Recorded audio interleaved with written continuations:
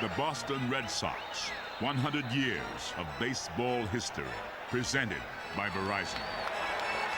Verizon.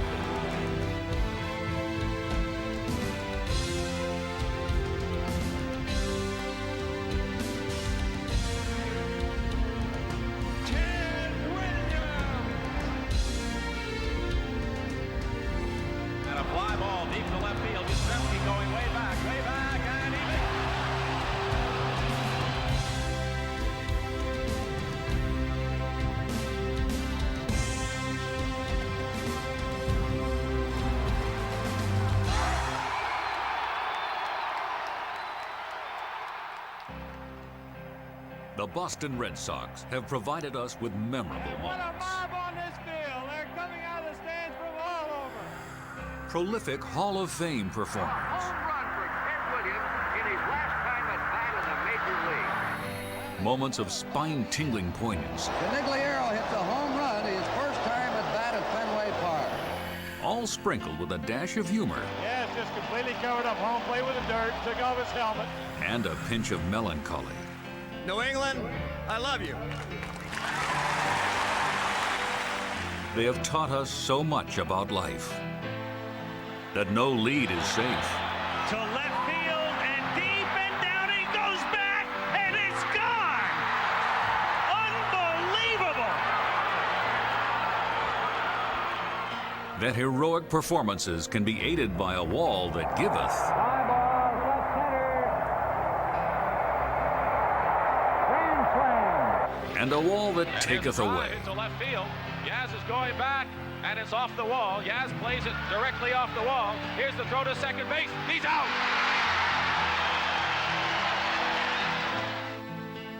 From the Red Sox, we have learned that it is better to have loved and lost than to never have loved at all. That you can will yourself to greatness so that people will in fact look at you and say, there goes the greatest hitter that ever lived. That impossible dreams do come true. That there is power in prayer and body English. And that good things will come to those who wait. The Boston Red Sox are first and foremost a New Englander's birthright, the single most unifying source in a six-state region, but also part of a Red Sox nation that stretches far beyond regional boundaries. But they're not just a town team. They're not just the Boston Red Sox. They belong to all of us. There's something about this team and its storied history. There's something about the amazing people that are down to one name. Ted, Yaz, Manny, Pedro has made the Boston Red Sox, not just for us regular guys, but for the writers and the Hollywood directors. They make us feel better about being alive. Steps up to the plate, you know, he's got that weird stand. Yeah. And then, boom, he clocks it, you know. High fly ball on the left field line. 35,000 people on their feet, yelling at the ball, but that's not because he's waving at the ball like a madman. He's going, get out! Get out! Writers and musicians and television people and historians wax eloquent about the Red Sox, and you know, all the way from the John Updikes to the Stephen Kings, they weave the Red Sox into their stories. But unlike other icons in New England, from the coast of Maine to the back roads of Connecticut, the Red Sox are a thread in the fabric of New England. Dissected in December, fantasized about in February, and fanning the flames of our attention and imagination from opening day to October, the Red Sox are New England's most treasured jewel. They play in a ballpark, defined as a place not to just watch, but to participate in a slice of Americana. A ballpark where a Red Sox game, especially our very first Red Sox game, paints a perfect picture in our minds. I can remember walking down the runway to the dugout, and as the green monster appears out of the dugout, you're going, oh my gosh, it's big, but it's not as big as I thought it was going to be, and it was just so green out there. I grew up in New Hampshire. I'm a New Englander. That's where my roots are. That's where my values are.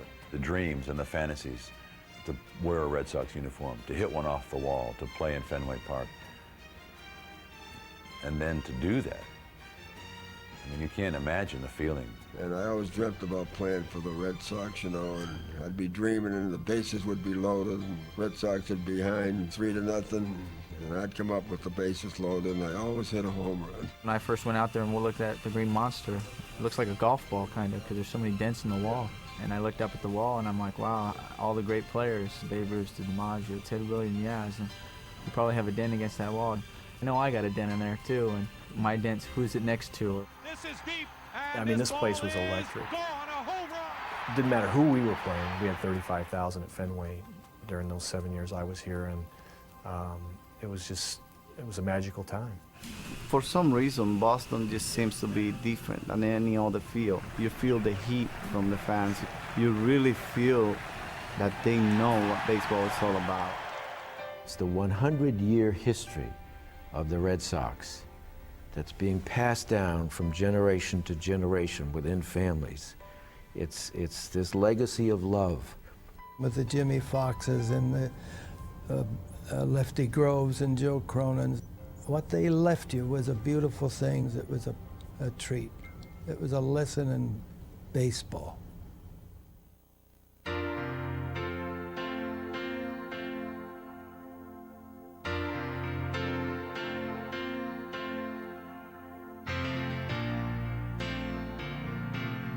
If Red Sox fans are the foundation upon which the franchise has been built, it is appropriate that on March 9th, 1901, it was a fan, Hi Dixwell, who broke earth for the Huntington Avenue grounds. The home of the Boston charter member of the newly formed American League. Right from day one, the franchise became a newsworthy item.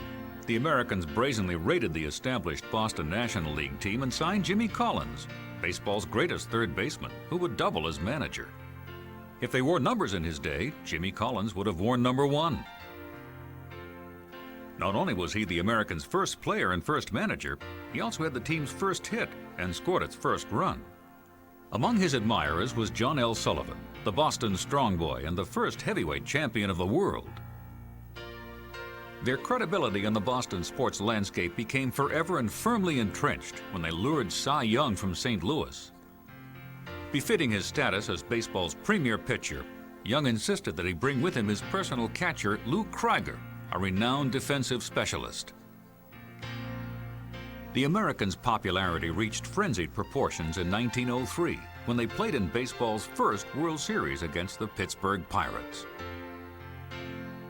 A crowd of more than 16,000 was so unexpected in the 9,000-seat grounds that some of the Americans, including Cy Young, manned the ticket booths. The police were called in to move the crowd back when they invaded the field for a close-up look at the teams warming up.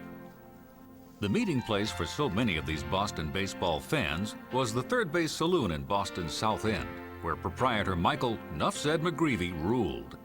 McGreevy was Boston's first baseball raconteur, who dispensed drinks with one fist and ended arguments with the other when he pounded it on the bar and proclaimed, "Nuff said."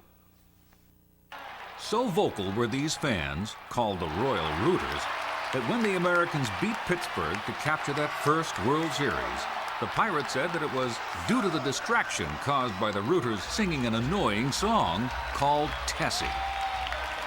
If ever there was a World Series for a team to celebrate with their fans, this was it. Of course, it did not hurt Boston's cause that they possessed baseball's first king of pitchers in one Cy, as in Cyclone, Young. Usually pitching with just a day or two of rest between starts, Young posted 33 wins for the world champs. In 1904, he pitched the modern era's first perfect game, as the Americans captured their second consecutive American League pennant. But there would not be another world champion flag to raise on Huntington Avenue. It seemed the National League champion New York Giants considered it beneath them to be on the same field as a team from the upstart American League. For Cy Young, there is consolation. He is the only pitcher in baseball history to record more than 500 victories. Cy Young, baseball's first pitching legend, is forever immortalized as the game's most prestigious pitching award bears his name. In 1907, Red Sox owner John I. Taylor seized upon the fact that the rival Boston Nationals made a uniform change by slipping out of their red stockings. Taylor was inspired by the style and adopted it and a new moniker for his nine, the Boston Red Sox. A name that was also headline-friendly for his family's other enterprise, the Boston Globe. In 1912, the team embarked on what would turn out to be one of the great years in Red Sox history.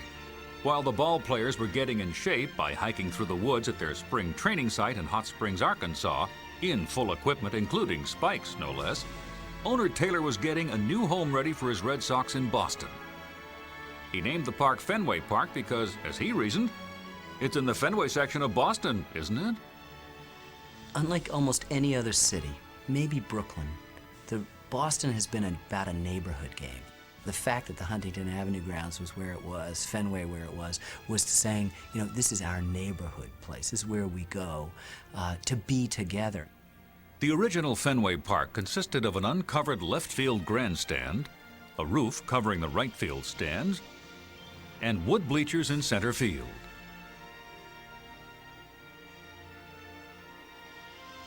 On April 20th, 1912, Fenway Park opened as the new home for the Red Sox. And with it was unveiled an idiosyncratic 25-foot wall in left field. The Red Sox were a serious subject. The Boston Globe reported that no time was wasted in childish charades. The Red Sox, before a crowd of 24,000 fans, beat the New York Highlanders 7-6 in an event that shared page one billing with the sinking of the Titanic. The game was also another in a long series of emotional affairs with the Highlanders, who 1 year later would become known as the Yankees. Just 6 days after the opening, light-hitting Hugh Bradley of Worcester swatted a home run over the fence at Fenway. This surprised the experts, who in the dead ball era had predicted that it might be years before that happened. And they certainly never expected it would come off the bat of Bradley. It was the second and last home run of his major league career. The dead ball era demanded defensive stalwarts, and the Red Sox had the best in the fabled golden outfield of Duffy Lewis, Tris Speaker, and Harry Hooper. Center fielder Tris Speaker possessed a strong and accurate arm, and his single-season record of 35 assists still stands as a Red Sox record. He combined his defensive prowess with a .344 career batting average, an average that remained untouched as a Red Sox record until tied 5 decades later by Ted Williams. Tris Speaker was a superstar, well before that term was introduced. Right fielder Harry Hooper was a college graduate with a degree in civil engineering. After Hooper signed a contract for $2,850, John Taylor approached him about putting the degree to use in the construction of the new Fenway Park. Instead, Hooper put his strong arm to use to cut down enemy runners who tried to advance a base. Harry Hooper is the Red Sox all-time leader in assists. Left field possessed another Fenway idiosyncrasy in the form of a 10-foot slope in front of the wall that was also used as a seating area for overflow crowds. This area became known as Duffy's Cliff, named for Duffy Lewis, the player who mastered it by running up and down it to track down fly balls. The golden outfield of Speaker, Hooper, and Lewis was fortified on the mound by Smokey Joe Wood. In 1912, Wood reeled off 13 straight wins, setting up an epic duel with the fireballing strikeout king, the Washington Senators' Walter Johnson. Johnson had just completed a 16-game winning streak of his own. Walter Johnson had his 16 straight, and he was beaten on his 17th. And I had about 11 or 12, and I was on my way to beat. I never even gave it a thought about beating Johnson's record, and that's what got the crowd in. Don't ever remember a crowd being up around the home plate. They were all over around the home plate, and it opened up to let me warm up for the game and so on. But Wood sent them home happy, emerging victorious in a 1-0 classic that was as good as advertised. Of Wood, the gracious Walter Johnson said, "Can I throw harder than Joe Wood? Listen, my friend, there is no man alive who can throw harder than Smokey Joe Wood." Wood finished the greatest season ever by a Red Sox pitcher by compiling a club record 34 victories. But the best was yet to come in the World Series of 1912, as he added 3 more wins against the New York Giants. In the clinching win, he bested legendary pitcher Christy Mathewson. The Red Sox World Championship provided the exclamation point on their inaugural season in Fenway Park. And life was especially good for Smokey Joe Wood and his roommate Tris Speaker, the most valuable player. But it was Wood who was the toast of the town in a parade that stretched from Fenway Park to Faneuil Hall. Maybe the best thing that you could ever have been in American sports history was to be Smokey Joe Wood in 1912. At the peak of your physical powers, living in a city that was captivated by baseball in those innocent times, life must have been pretty good for Smokey Joe Wood. I wouldn't mind trade places with him that year.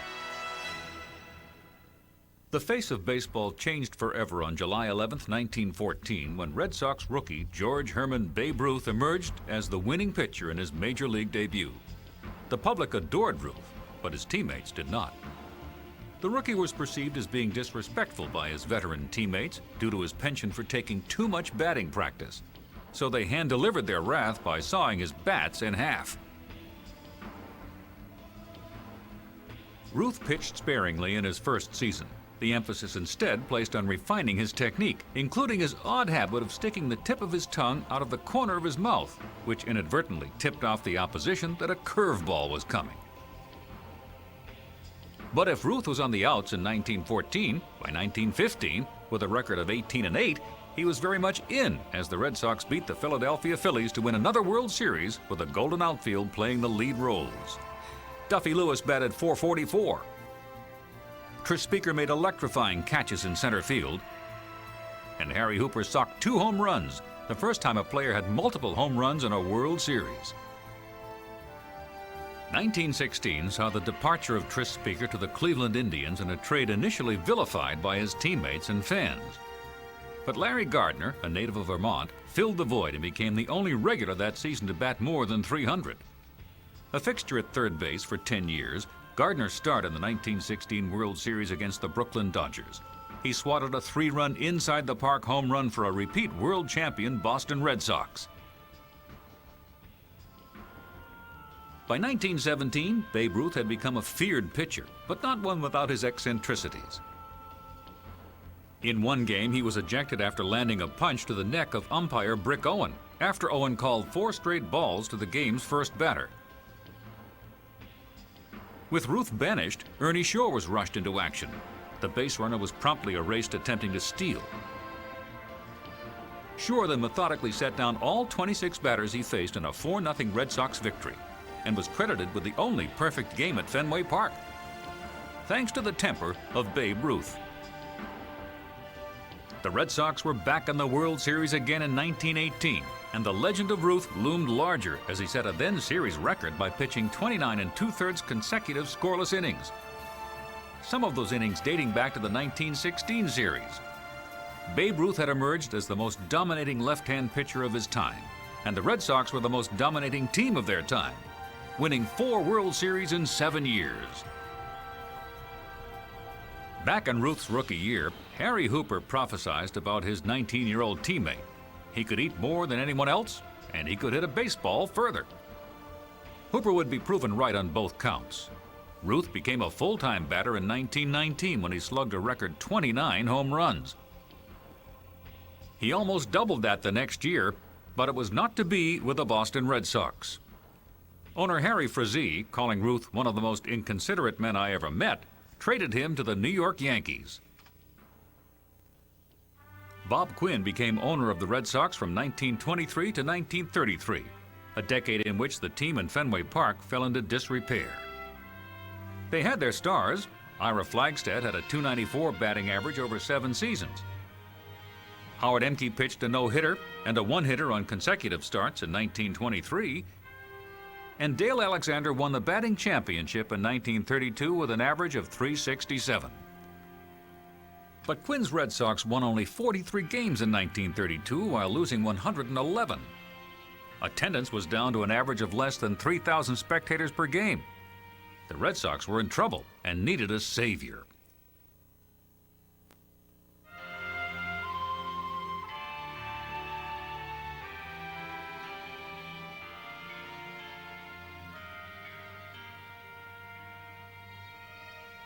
I would come off the road after the Red Sox played away from home, and first thing he'd see me, he'd say, "Hey, Curdy," he called me Curdy.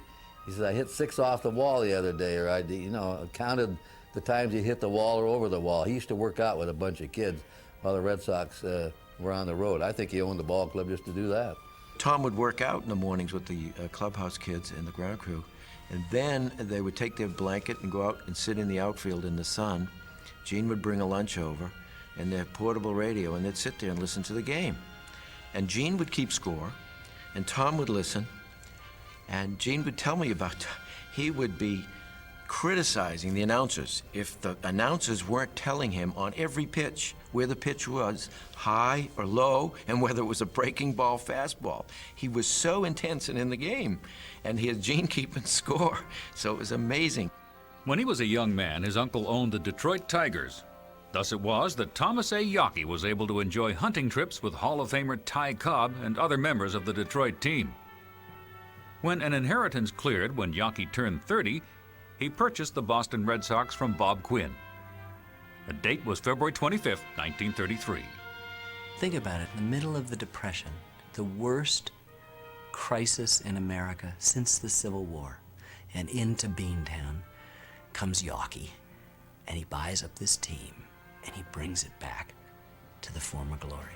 He starts putting together a winning team and gives us all something that we can hold on to, something that we can care about again.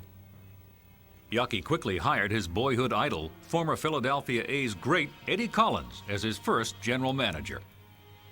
They immediately began renovating the ballpark, including the left field grandstand, which had been destroyed in a 1926 fire and never replaced. Then devastation struck. On January 25, 1934, just months after the renovations had begun, a 4-alarm blaze taking 5 hours to control caused extensive damage to Fenway Park. But miraculously, with workmen scheduled around the clock, Fenway Park celebrated its grand reopening just 3 months later. The 25-foot wooden fence in left field had become a 37-foot steel and sheet metal wall. Duffy's Cliff had been greatly reduced, although not completely leveled. Fenway Park had become the park we all know and love today. Next, Yockey and Collins needed to renovate the roster. They went on a talent buying spree that brought 4 future Hall of Famers to the Red Sox. Catcher Rick Farrell was the first acquisition, later to be joined by pitcher Wes Farrell. They went on to become the best brother battery in baseball history. The next marquee name the Red Sox brought in was Lefty Grove from the Philadelphia Athletics. Grove had won 20 or more games in each of the 7 previous seasons. He was considered to be the best pitcher in baseball. After a 4th-place finish in 1934, Yockey huddled with Washington Senators owner Clark Griffith. Yockey decided he would send $250,000 and shortstop Lynn Larry to the Senators for player-manager Joe Cronin. This would have been an extraordinary deal by any definition. However, the fact that the 28-year-old slugging shortstop with Griffith's son-in-law made the deal even more intriguing. Another twist was added on opening day in 1935 when Cronin faced the man he had replaced as Red Sox manager, Bucky Harris, who was now managing Cronin's former Senators. With manager Cronin calling the shots and shortstop Cronin establishing himself as the best-hitting shortstop of his time, the Red Sox could only muster a 4th-place finish in 1935. Back to the drawing board they went. After another deal with Philadelphia's Connie Mack, Joe Cronin was able to write the name of Jimmy Fox, baseball's most feared slugger, into the lineup. In Fox, the Red Sox had the prototype right-handed slugger. He was destined to launch prodigious home runs over the wall in Tom Yockey's renovated ball yard. It was expected that Fox would challenge Babe Ruth's record of 60 home runs in a season. Said a beaming Fox, Brother, I'd have to have the eloquence of a politician to express my joy at coming to Boston. My dream has come true. Unfortunately, there was little to celebrate about the team for the remainder of the decade. But there was plenty to revel about with 4 Hall of Famers. Rick Farrell's .302 batting average is the highest career average of any Red Sox catcher. Lefty Grove had the best career of any American League left-handed pitcher. In his 8 seasons with the Red Sox, Grove notched 105 wins, with none more meaningful than his final one, career victory number 300 in 1941 at the age of 41. Jimmy Foxx was one of the best power hitters ever. He finished his career with 534 home runs and was the first player after Babe Ruth to top the 500 home run mark. Double X had the greatest season ever by a Red Sox batter in 1938 when he batted .349, knocked in a team record 175 RBIs, and set another team record with 50 home runs. Joe Cronin, the player, averaged 310 seasons with the Red Sox, while manager Joe Cronin's 1,071 victories are the most in Red Sox history. But Yawkey truly respected Joe's leadership. Besides his abilities at the bat and in the field, he looked at Cronin as a leader on the field. So it was Joe's leadership skills that Yawkey recognized in the early days. And then you can see his leadership skills were so good, he became president of the American League. And in a final footnote to the 1930s, Red Sox catcher turned coach Moe Berg became one of the most intriguing players ever to wear the Red Sox uniform. He was a player without any major or even minor accomplishments. However, the third-string catcher aroused suspicion when he got the high sign from the President of the United States. In 1938, and we opened the season in Washington, and President Roosevelt was the president at that time. And Cronin says, "You mind taking some pictures here with my movie camera?" And when I was about ready to take a picture, I saw the president wave to Moe Berg with a sign of "Hi, Moe."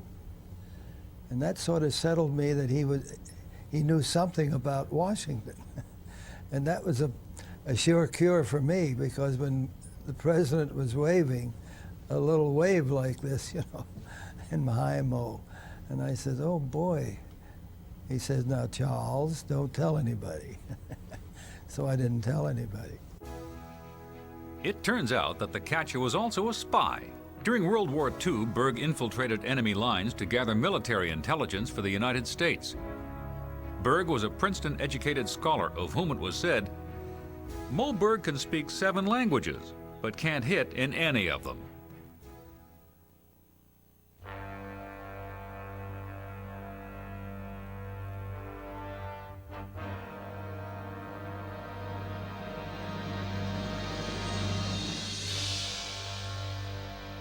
On March 3, 1938, the Red Sox signed 20-year-old Theodore Samuel Williams. He had been playing with his hometown San Diego Padres of the Pacific Coast League. At his first spring training, he took a riding from 3 veterans, Doc Kramer, Joe Vosmick, and Ben Chapman, outfielders from whom Williams was trying to take a job. When Williams was farmed out to the Sox top minor league team in Minneapolis, he left word for his tormentors, "I'll be back, and I'm going to make more money than all 3 of you put together." Ted Williams was cocky, and he was right. In 1939, Boston did not have a skyline, and Fenway Park did not have bullpens in right field. Then the kid came to town, for once and for all time. His teammates were immediately attracted to the sounds of him and Jimmy Foxx taking batting practice. They would ring off of there. It's the word they use. It used to ring. The sound was so good, you know, and you can hear guys take batting practice, you never hear a sound. But you hear these guys like Fox and Williams and those fellows, they were solid bangs. Ted Williams' impact on the game was immediate. The rookie led the majors in runs batted in, and he was 3rd in home runs with 31. In 1940, Tom Yawkey had bullpens constructed in right field. The area became known as Williamsburg for the target practice it provided the young phenom. Every day presented him with an opportunity to perfect his science of hitting, and he worked, innovated, and tweaked it to a fare thee well. We were in St. Louis. Ted says, geez, they sent bats to me here in St. Louis. He said, I don't know why, but he said, and he had 2 bats there. And I went away for a minute or 2 outside, and I came back, and he's shaving off the handles, getting them to fit him. And all the shavings are on my bed.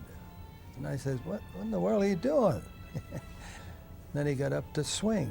You know, he's looking in the mirror. He did take a swing, and down goes my poster bed.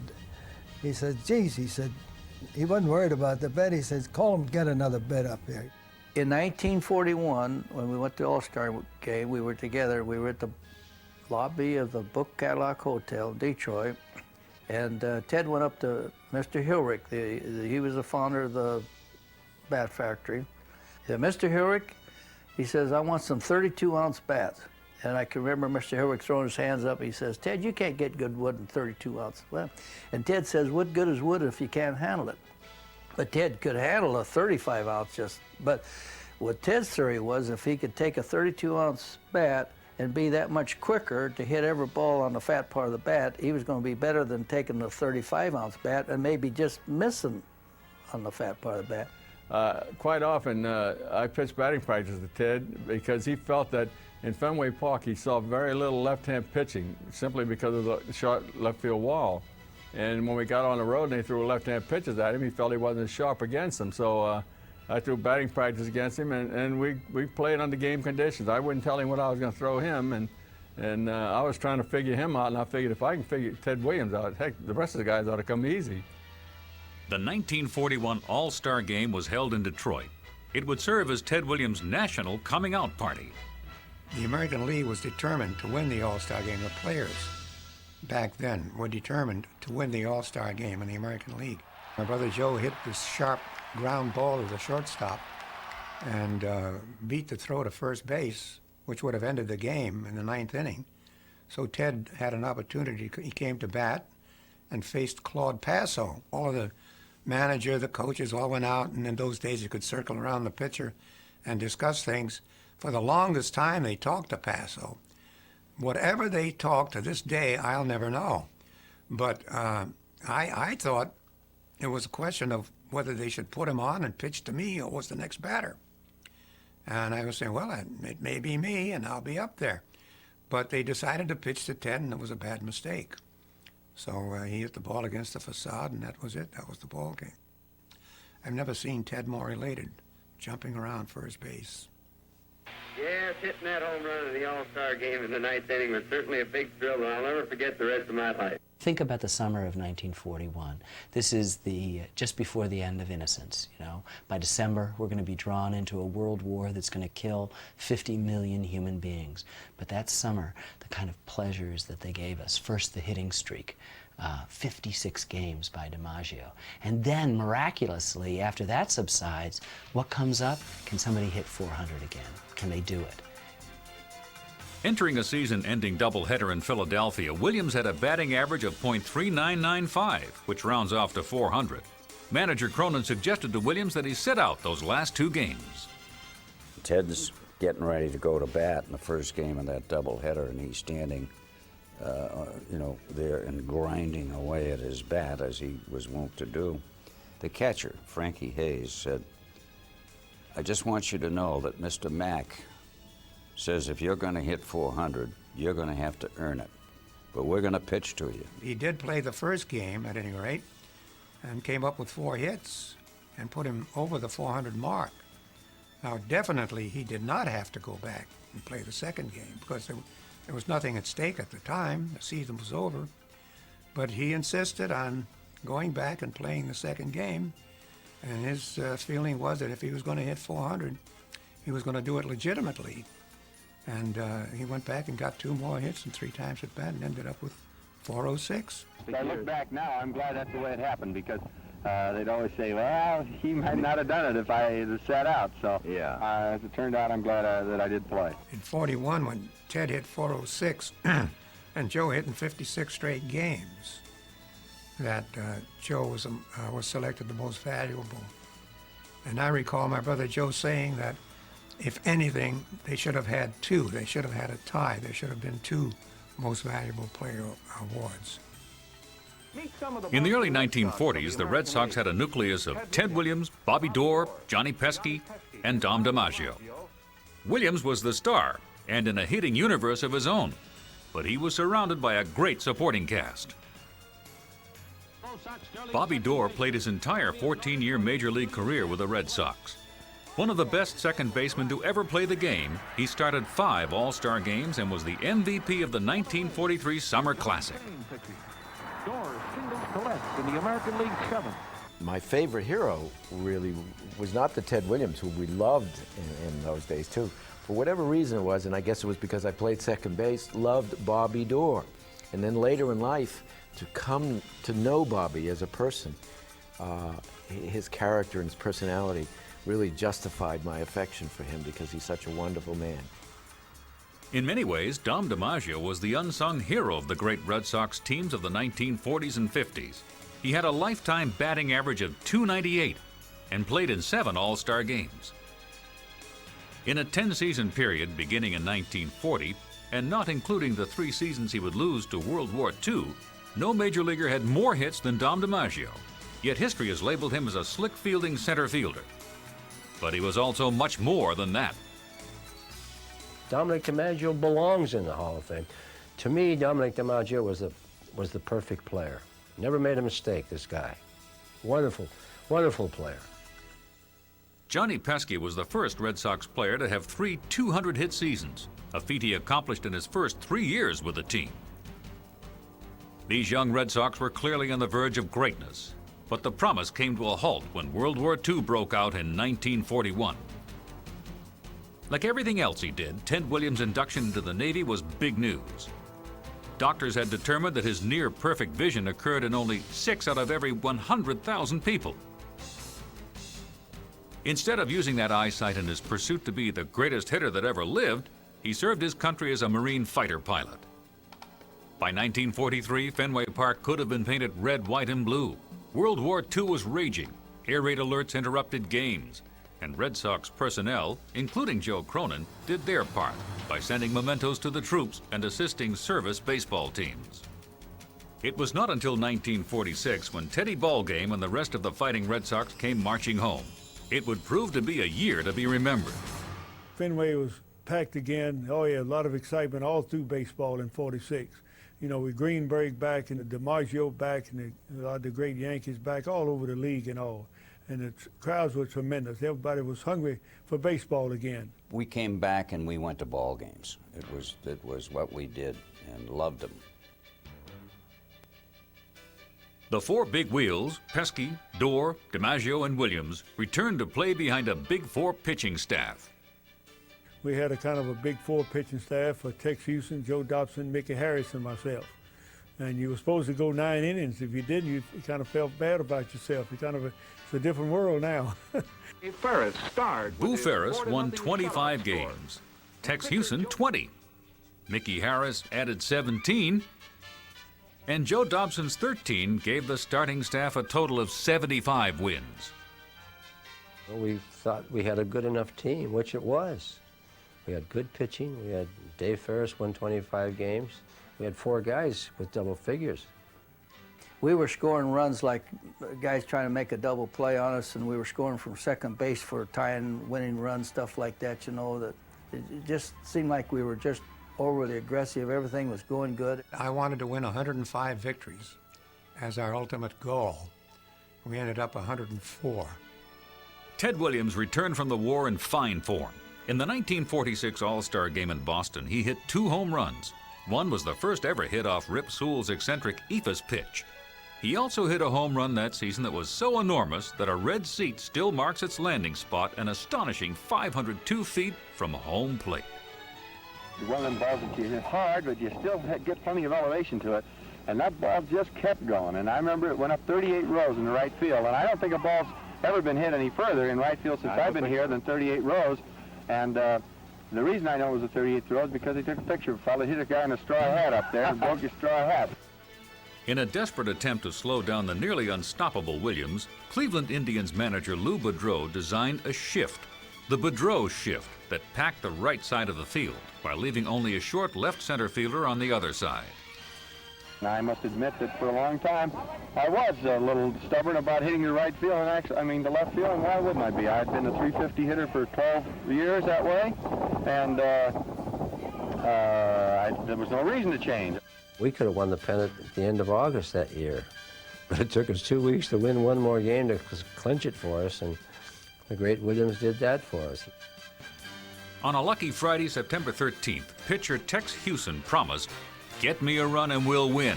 And Williams did just that. Ted hit a line drive. Of course, they shifted on Ted, but the left fielder wanted to make a shoestring catch. The ball got under his glove. It was an inside-the-park home run. Once those long legs got running, they were running pretty good. Hewson had his 1-0 victory, and the Red Sox clinched the 1946 American League pennant. In an exhibition tune-up for the World Series against a team of American League All-Stars, Ted Williams was plunked on the elbow. Williams hit a meager 200 in the World Series against the St. Louis Cardinals, including a rare bunt single against a version of the Boudreau shift, but he never used his hurt elbow as an excuse. Despite the underwhelming contribution from their star player, the Red Sox and the Cardinals went to a Game 7. In the top of the 8th, and the Red Sox trailing by 2 runs, Dom DiMaggio came to the plate.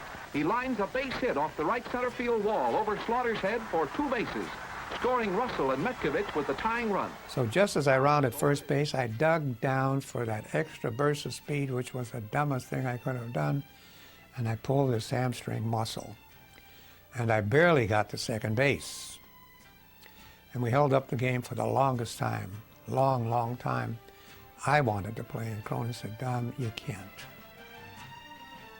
With the score tied at 3 in the 8th inning, the Cardinals' Enos Country Slaughter singled. Harry the Hat Walker then drilled a hit to left center. Slaughter raced through the third base coach's stop sign and sprinted for the plate. He just barely beat the Red Sox relay throw home. It is a play that has been replayed by those who were there countless times since. In a play that has become part of World Series folklore, Slaughter was safe at home, and the Red Sox dreams for 1946 went up in a cloud of dust. And that was the disheartening part of the whole thing. As you know, Slaughter made his famous run at the bottom of the 8th inning, and he would never have gotten that famous run of his in, and he's entitled to it, but it would never have happened had I been out there. Never. And he knows that. In 1947, there were 2 off-the-field highlights. Fenway's first night game was played, and former Yankee boss Joe McCarty, the winningest manager in baseball history, succeeded Joe Cronin, who became Tom Yockey's new general manager. On the field, Ted Williams' performances at the plate were becoming legendary.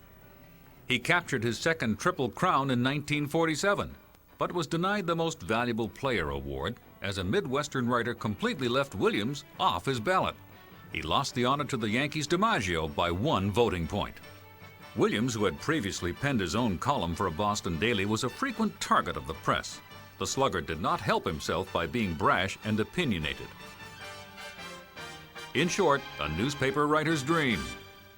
You have to understand that when Ted came to the Sox in the late 30s and the early 40s, there were like 8 newspapers in those days. You had morning and afternoon. You had all this competition going on.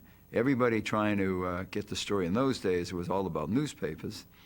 So a lot of it, you had a lot of misinformation, everybody trying to beat one another. He did get ripped bad. I think that in those days, you know, you had all those little towns around there, and so many writers got after every ball game. My locker was be like where those bats are, and Ted was right over there. And my gosh, these writers were, I mean, sometimes you wonder if you're going to get into your locker. In 1948, a medium of a different kind, television, took the Red Sox into homes throughout Greater Boston. This was a season remembered for 1 extra game. The Red Sox and the Cleveland Indians tied for first and were forced to play at Fenway Park in the first American League playoff game. There was pregame uncertainty about the Red Sox starter. And there was a shock when Denny Galehouse, a veteran journeyman with a mediocre 8-7 record, took the mound. Denny Galehouse had pitched well against Cleveland in our last road trip to Cleveland, and I think that's what Joe McCarthy had on his mind at that time, how well Denny pitched. But Denny, in all fairness to Denny, he was in the twilight of his career. And I think he was pretty much shocked when they went out on the field. He was out on the field shagging flies doing batting practice. They went out and got him off the field and brought him in. And when he was told that he was a pitcher, his face got kind of flushed, and I think it was quite a shock to him. The Indians promptly jumped on the veteran right-hander. Indians player-manager Lou Boudreau thumped 2 home runs, and Cleveland coasted to an 8-3 win. The Indians won the pennant and spoiled a dream World Series matchup that would have had the Red Sox meeting the National League champion Boston Braves. The Red Sox bounded into the storied season of 1949, not knowing they would again be in one of the great pennant races of all time. They were led by 2 pitchers, left-hander and 25-game winner Mel Parnell, and right-hander and 23-game winner Ellis Kinder. The Red Sox went into Yankee Stadium needing 1 win in the season's final 2 games to clinch the pennant. Manager Joe McCarty's smile turned into a frown when Mel Parnell and the Red Sox lost 5-4 in the first game. For the climatic game, the Red Sox would start Ellis Kinder, who was later relieved by an exhausted Parnell. Old Reliable connects solidly for a towering drive that's going, it's gone. Into the right field stands for a home run that sparks a winning Yankee rally. The deciding game was a game that a little bloop was hit over the infield, and our right fielder, Al Zarilla, tried to make a catch on it. It was hit by Jerry Coleman, and it was just out of his reach. If he makes the catch, we win the ball game. But as things happen, and baseball being a game of inches, those inches went against us in that ball game. Players go wild with joy. We went into Yankee Stadium 1 game on top and came out 1 behind. Over 2 seasons, the Red Sox had the best record in baseball. But they also led the league in unused World Series tickets. Entering the 1950 season, Ted Williams became baseball's first $100,000 player, and he worked for his money, even remaining in the lineup when the Red Sox had a 25-run lead in the 9th inning. The slugger shattered his left elbow in the All-Star game in Chicago, ending his season. Utility man Billy Goodman replaced Williams and surprisingly led the American League with a .354 batting average. Still, the best player in baseball was out of the Red Sox lineup. Without him, the team made a run at the pennant, but by the time October leaves had fallen, so too had the Red Sox. They finished 4 games out of first place. No sooner had the 1952 season begun than it was time for Ted Williams to say goodbye. The Marines had activated Williams for a second tour of duty in Korea. Williams was visibly moved during a Fenway Park farewell. He was presented with a book from the Red Sox fans containing 430,000 signatures. A Williams home run in a Red Sox victory added a dramatic touch to an emotional day. Many thought it might have been the 33-year-old's last Major League at-bat.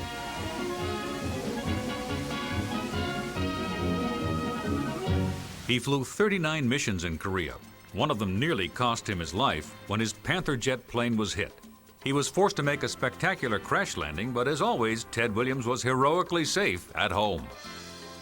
Old foe Lou Boudreau became the Red Sox manager in 1952. He launched a youth movement that saw Johnny Pesky traded to the Tigers.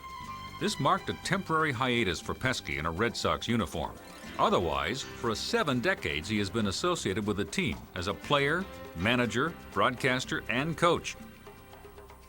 Johnny Pesky is the only person to have a piece of Fenway Park. Pesky's pole, still named after him. Mel Parnell started this, and I guess they were right. They were in between innings, and late in the ball game, I guess somebody hit a ball around the right field line. It's only 295 feet from home plate here at Fenway. And Mel, of course, he's doing the color, and he said, "Gee, Johnny used to hit a couple balls." And in fact, he says he won a game for me one day that 2-1 that he hit a home run around the pole, or 3-2, whatever. And he says we used to call it Pesky's pole, and it was kind of catchy. Among the new kids was 22-year-old Jimmy Pearsall from Waterbury, Connecticut. While not an extraordinary ball player, Jimmy Pearsall was worth the price of admission. He was a pitcher's best friend, regarded as the Red Sox greatest defensive outfielder of the 1950s. He patrolled center field relentlessly and amazed with his acrobatic catches. Jimmy Pearsall was also a crowd favorite, an eccentric, outrageous ball player who could not resist attention. I was pitching a ball game in Chicago one day, and I'm ready to go into my pitch, and I hear a big roar from right field. So When I heard that, I stopped my pitch and I looked out to right field, and all I could see was number 37 on the back of the uniform. Pearsall's back was facing the infield. He's looking into the crowd, leading a locomotive with the crowd there, P-I-E-R-S-A-L-L, hooray, hooray, you know. And when Lou Boudreau at the time was the manager, and Lou Boudreau called time, and when Jimmy came in, he told Jimmy, he says, Jimmy, if you do that again, you're gone. Well, a few weeks later, Jimmy did the same thing, but he wasn't gone. The Jimmy Pearsall story was irresistible to Hollywood, especially the part where he suffered a nervous breakdown. So a movie was made based on Pearsall's autobiography called Fear Strikes Out, with actor Anthony Perkins cast in the lead role, Norma Moore as Pearsall's wife, and Bart Burns as Red Sox general manager Joe Cronin. By mid-1953, Ted Williams had returned to the Red Sox lineup and hit a home run in his second Fenway at-bat. He had also retained his outlandish knack for getting in the last word. They had a little Washington pitcher down in Washington by the name of Ramos. And Ramos, who was a pretty good pitcher, good curveball pitcher, and he struck Ted Williams out. And he said to Ted, would you mind signing that ball for me? And Ted said, of course not, and signed the ball for him. So a few weeks later, the Washington club came up to Boston. Ramos is pitching, and he hit one of his 450 shots out in right field in Boston. He says, hey, Ramos, if you find that son of a bee, he says, I'll sign that one too. The Red Sox struggled in the mid-1950s and were buoyed by the presence of fascinating individual players. In 1955, one of these was Lynn, Massachusetts native Harry Aganis, who previously had made his mark at Fenway Park as an All-American quarterback at Boston University. In fact, Aganis was the #1 draft choice of the Cleveland Browns and spurned an offer from them to join his hometown Red Sox. I think he would have been a wonderful quarterback in the National Football League, and he was a triple threat. You know, he could do everything. In his rookie year, the Golden Greek hit 11 home runs and entering his second season promised to hit 300. Harry was a great talent. On a road trip, Harry was having trouble, and the doctor was sent along with us, and I talked with the doctor, and he told me, he says, Mel, he says, I'm afraid when Harry goes into the hospital, he won't be coming out again. And I understand, Mr. Yawkey told the doctor, he says, get him on a flight back to Boston immediately, and if you can't get a reservation for him, charter a plane, but get him back. But on June 27, 1955, all of New England was stunned by the death of 25-year-old Harry Aganis. The prime of his life ended by a large blood clot. We knew he was ill, you know, very ill and all, and it's just a sad day for us, you know, when you lose a teammate like that. So young in life and such a promising career ahead of him. You know, it was just tough on everybody. In 1956, Mel Parnell pitched a no-hitter, the first for the Red Sox since Howard Emke's 33 years earlier. For Parnell, a previous 25-game winner and the winningest left-handed pitcher in Red Sox history, the no-hitter against the Chicago White Sox marked the peak of an exemplary career. We get into the ninth inning with 2 men out, and Walt Dropo, a former teammate, was in with the White Sox, so Walt comes in to pinch hit. Walt hits a ball just to the left of the mound, and I come off the mound and catch the ball, and I continue running to first base to put out unassisted. When I get to first base, Mickey Vernon, our first baseman, says, what's the matter, fella? You afraid to throw the ball to me? I said, Mickey, I have all the confidence in the world with you, but I'm afraid I might have thrown it away. With his name in headlines, it's Mel Parnell, no-hit pitcher. What Ted Williams accomplished in the next 2 years is truly astonishing. In 1957, he won the American League batting title with an average of .388, a mark that was not topped for 22 years. It was a remarkable feat made even more impressive by the fact that Ted Williams was 39 years old.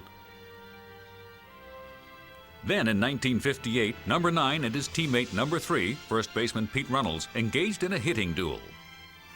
Pete would get 3 hits, Ted would get 4. They went down the stretch fighting had a great relationship doing it, but for the American League Batting Championship. Pete get 2 hits, Ted get 3. Pete said, how you gonna beat out that guy? It was something to watch, it sure was. Ted Williams finished at .328, 6 points higher than his teammate Runnels, becoming the oldest batting champion in history. The kid was now 40 years old. On paper, those 1958 Red Sox looked loaded. Outfielder Jackie Jensen was named American League Most Valuable Player. Jackie doubles down the left field line to drive home 2 But even runs. with Jensen and the American League batting leaders in the lineup, the Red Sox finished in 3rd place. On August 4th, 1959, Elijah Jerry Pumpsy Green, a second baseman, made history by being the first black man to wear a Red Sox uniform at Fenway Park. Only thing I can really think of is when on my way to home plate was I didn't want to strike out, because then I was telling myself I'd have to walk all the way back to the dugout. So the first time up at Fenway Park in Boston, I tripled. I took a deep breath, and everybody in the ballpark stands up and gives me a standing ovation. On August 10th, 1960, Ted Williams clouted home runs number 512 and 513, becoming baseball's 3rd leading home run hitter behind Jimmy Fox and Babe Ruth. He had also decided that the 1960 season would be his last. And saving the best for absolutely last, Ted Williams hit a home run on the final day of his career. I remember the last time Williams was at bat. He hit 2 home runs. The first one, the umpire called foul. It went out of the ballpark fair, but it curved out in the foul territory. The umpire never thought of judging where that pitch went or was going when it left the ballpark, which was the fence or the wall barrier. So in other words, the theory, Williams had 2 home runs the last time at bat. The ball that he hit was more on a line, and I'm sitting there, I'm standing there out in the bullpen, I'm watching this ball, and I'm thinking about, oh my God, what a way to go out. Jack Fisher into his windup. Here's the pitch. Williams swings, and there's a long drive to deep right. That ball is going, and it is gone. A home run for Ted Williams in his last time at bat in the Major League. The crowd roared as Williams started at first base. I said, and Williams has hit a home run in his last time at bat in the Major League. And John Updike, I think, wrote the greatest sports article I've ever read in the New Yorker magazine. He said, gods don't answer letters. And Williams never answered the fans' plea to come back and take a bow and tip his hat. What a way to go out. And Williams had the perfect way to quit and take the uniform off with his home run in his last time at bat. In 1966, the coronation of Ted Williams was completed with his overwhelming induction into baseball's Hall of Fame. Elected with Ted Williams with 282 votes, a percentage of 93.3. Ted was the only one elected. His induction speech was one that was truly ahead of its time. Baseball gives every American boy a chance to excel, not just to be as good as someone else, but to be better than someone else. This is the nature of man and the name of the game, and I've always been a very lucky guy to have worn a baseball uniform, to have struck out or to hit a tape measure home run. And I hope that someday the names of Satchel Paige and Josh Gibson in some way can be added as a symbol for the great Negro players that are not here only because they were not given a chance. Because of Ted Williams, we began to look back at those Negro League teams and say, you know what, they deserve entry. And so as a result, in the years since Ted Williams' speech, the Hall of Fame has made a conscious effort to bring in some of those old Negro Leaguers. And that is a tremendous legacy to have, in addition to this unbelievable career.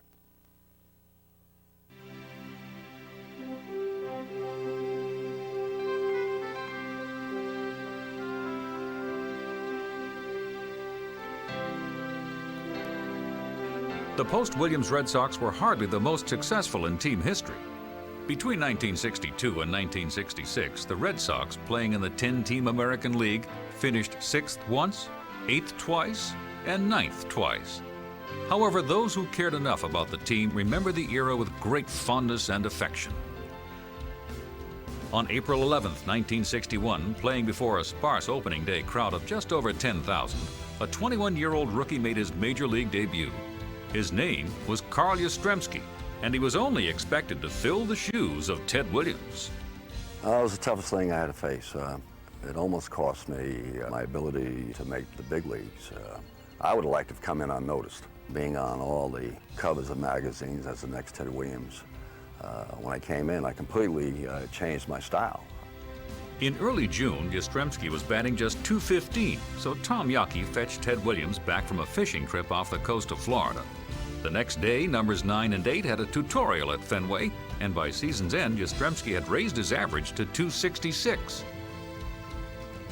But Fenway fans were immediately expecting another star in left field, and the relationship rapidly deteriorated. He'd hit a ground ball to second base and run about a third or two-thirds of the way down the line and stop and turn right. Wouldn't run through the base. And it wasn't that he was lazy, it was just that he was putting too much pressure on himself to be a better hitter. And when he wouldn't hit for a few days, it showed in his other play. Do you realize afterwards that you maybe haven't run out a ball as hard as you could have, and then you say to yourself, why did I do that? Yes, it's more of a mental thing, because usually you might be a little tired. Say from having a cold, flu, and playing with a temperature or something like this, and then going 0 for 4, maybe making a fool out of yourself, it kind of irritates you. Then say we hit a little ground ball at second base, you're so irritated yourself, you just jog down or what have you. And it builds up for 2 or 3 days, and finally you say, what am I doing, what am I thinking of? And by the time you come out of it, you're 0 for 12, 0 for 13. So this year we're going to try and eliminate some of that, eh? We're definitely going to. There were shining lights on those Red Sox teams, the brightest being Frank Malzone, a fixture at third base for 11 years.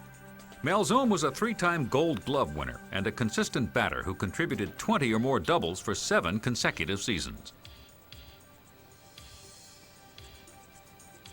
For several years, the only rooting reason Red Sox fans had to tune into the All-Star game was to catch Frank Malzone in action. And he was there, representing the Red Sox an impressive 8 times. Pitcher Bill Monboquette gave the Red Sox a chance with every start he made. In May of 1961, the Medford, Massachusetts native struck out 17 Washington Senators, breaking Smokey Joe Wood's Red Sox single-game record and falling 1 short of Bob Feller's Major League record. And Pete Runnels finally got his batting titles, one in 1960, the other in 1962. On June 26, 1962, Earl Wilson blew down the Los Angeles Angels in a game at Fenway Park by a score of 2-0, and in the process pitched the Red Sox first no-hitter since Mel Parnell's in 1956. As if pitching a no-hitter were not a big enough feat on its own, Wilson also provided the only run he needed by hitting a solo home run. And just 5 weeks later, Bill Monboquette recorded another no-hitter, this one a 1-0 squeaker in Chicago. No-hitters notwithstanding, Red Sox fans did not mind it when their starters faltered, because that meant a call to the bullpen, where 6'6" reliever Dick Raddatz resided. He was the most dominant relief pitcher of his time, and of the Red Sox' 72 victories in 1963, Raddatz either saved or won 45. Well, Raddatz was the most awesome relief pitcher that I ever saw. You know, it's not like 2 outs, you come in the 9th inning today. Dick Raddatz went 3 or 4 innings for a save, and he'd come back the next day and go 2 or 3 innings.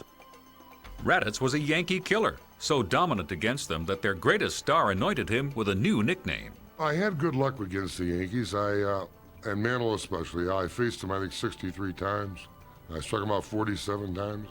He was the one that gave me the name The Monster. I struck him out with the bases loaded to end the ballgame in the Yankee Stadium my rookie year, and as he was leaving home plate, Monster was one of the words he issued out. There was a lot of 4-letter words wrapped around it, but he yelled it so loud they heard him in the press box, and hence the name The Monster, and it's stuck to this day. But regardless of his conquest, he ended each triumph with a signature salute. I struck out Mantle, Maris, and Elston Howard on 10 pitches, and we won the game 2-1. And then when I did it, I threw my arms up in the air over my head, and I didn't realize I had done that. The next day, Kurt Gowdy, our great announcer, said, "Do you realize what you did last night?" I said, "Yeah, I struck out Mantle, Maris, Elston Howard." He said, "No, that's not what I'm talking about." He said, "You threw your arms above your head." And he said, "I think the people took to that. They liked that." I didn't realize I had done it. He said, "Why don't you do it when you save a game at home?" He said, "I think the people like that, make it sort of your moniker." So I did. It was sort of my trademark. I think the people took to it. When I got traded to Cleveland, Bertie Tebbett said, "No more of this arm throwing." Were it not for Raddatz and Carl Yastrzemski, who won his first American League batting championship, all hope would have been lost for the 1963 Red Sox. Fortunately, when they needed it the most, a local boy from Swampscott, Massachusetts stepped to the plate for his first at-bat at Fenway Park. Tony Conigliaro was 19 years old. There's a drive by Conigliaro, and it is out.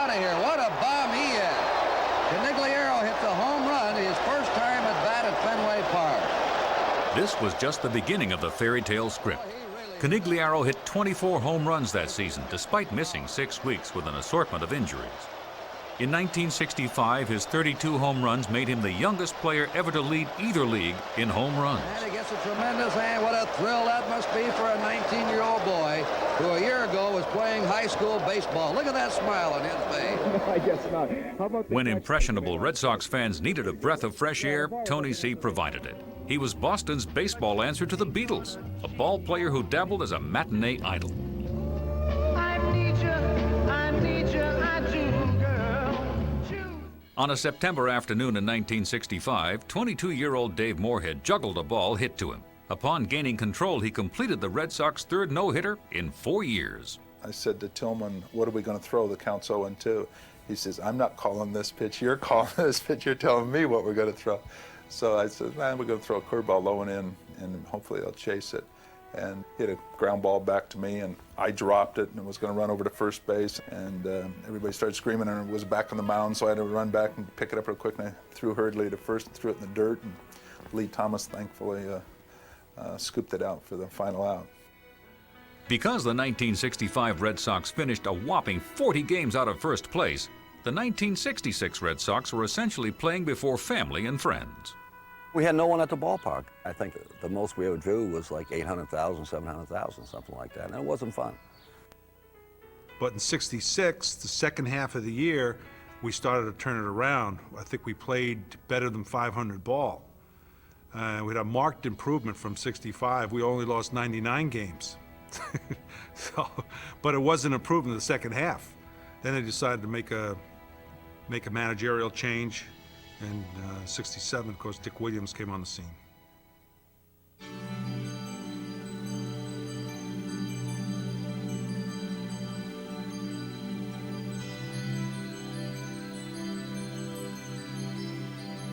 Dick, will you make a prediction for the 1967 Red Sox? I honestly think we'll win more ball games than we lose. Those were words spoken by brash rookie manager Dick Williams about the 1967 Red Sox, a team that was a 100-to-1 shot to be in the World Series. For this was the same team that the year before had barely escaped last place in the 10-team American League. We were tired of losing. I mean, really tired of losing. We just wanted to do anything we could do to win games. Dick came with a real good attitude, an aggressive attitude. Made us understand that we had to do the little things, the bunting, the hit and run, not just the home run, you know, and get good pitching and defense. So if you made an error, I'll tell you, you heard about it. Other than the hiring of Dick Williams as manager, the other crucial off-season move was made by Carl Yastrzemski, who underwent a rigorous workout regimen. He decided he needed to get stronger. He lived in Linfield at the time. Gene Birdie was the trainer up at Colonial in Linfield. He went to the guy, and the guy worked him out all off season, made him bigger. I almost walked out on him, but then my competitive nature said, I'm going to show this guy. And he just helped me tremendously. He put me in tremendous physical shape. All of a sudden, he had greater bat speed.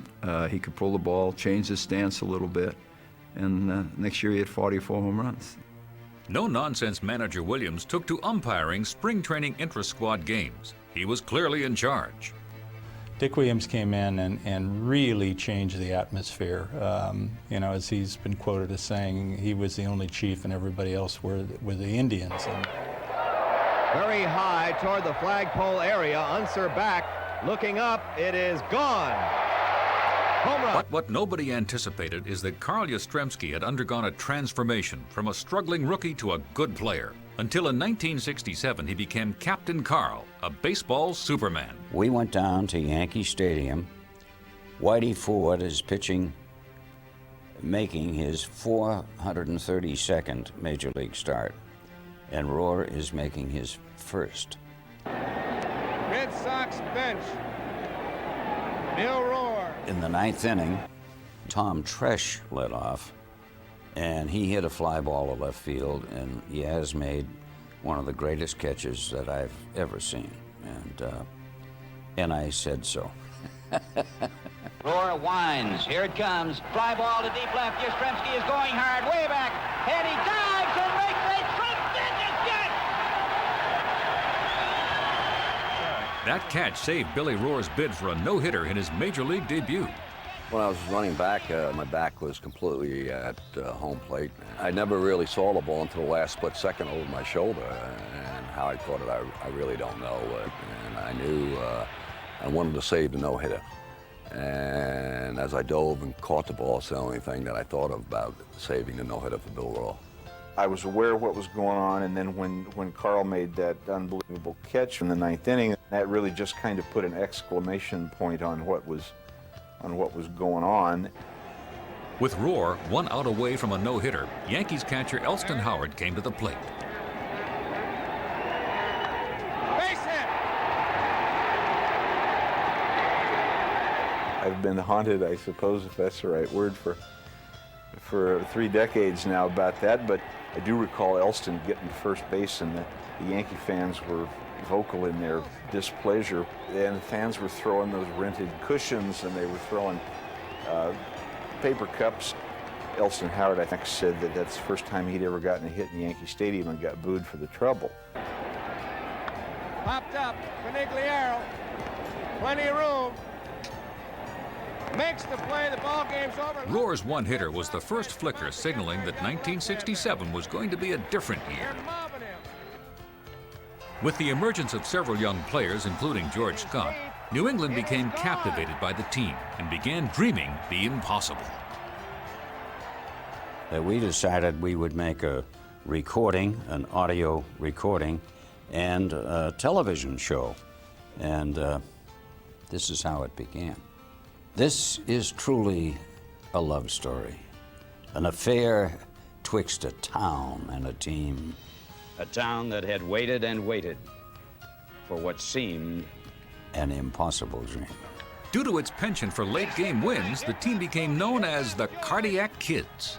And the Red Sox have won it in 15 innings. The Red Sox pull it out 11-10 and go into a tie for first place in the American League as Jose Tarnabol is mobbed by his teammates going off. They were becoming known as a fighting ball club, and one night in New York, they proved it. I was pitching in a ball game that Thad Tillotson was pitching in also. The night before, Joe Foy had hit a grand slam to win a ball game. So he comes up in this particular game the next night, and he leads off with a 3-run home run. So his second time at bat, Tillotson is still in the ball game, and he throws at Joe once and misses him, throws at him twice and misses him, and finally hits him with the third fastball in the helmet. Joe Foy. Jim Lomborg was a gentleman and still is a gentleman.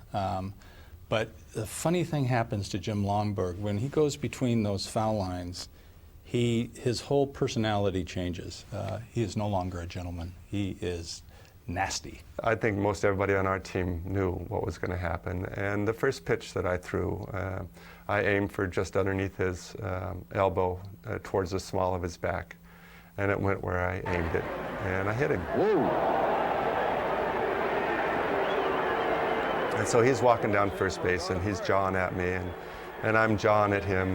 But all of a sudden, the players are coming out of the dugout a little bit, and Rico, he starts jawing with Joe Pepitone. Bang, everybody went at it. I ended up in the bottom of the pile. Next thing I know, I hear a voice. Where's my brother? Where's my brother? My brother was a security guard there, right at the dugout. They used to put him there when we came in, because, be close to him. And I said, what the heck is that? It's my brother Dave. And Dave, I said, here I am, I'm okay, everything's okay. He was like getting guys off me. And jeez, Dave, take it easy. And next time we came into Yankee Stadium, everybody's looking for my brother. And we looked up in the third deck, way out in left field. He's up there waving. It was incredible. They wanted to make sure there was no more fights and no more Dave going on the field.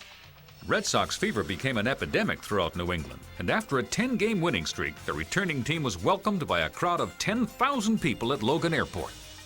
We're on the flight.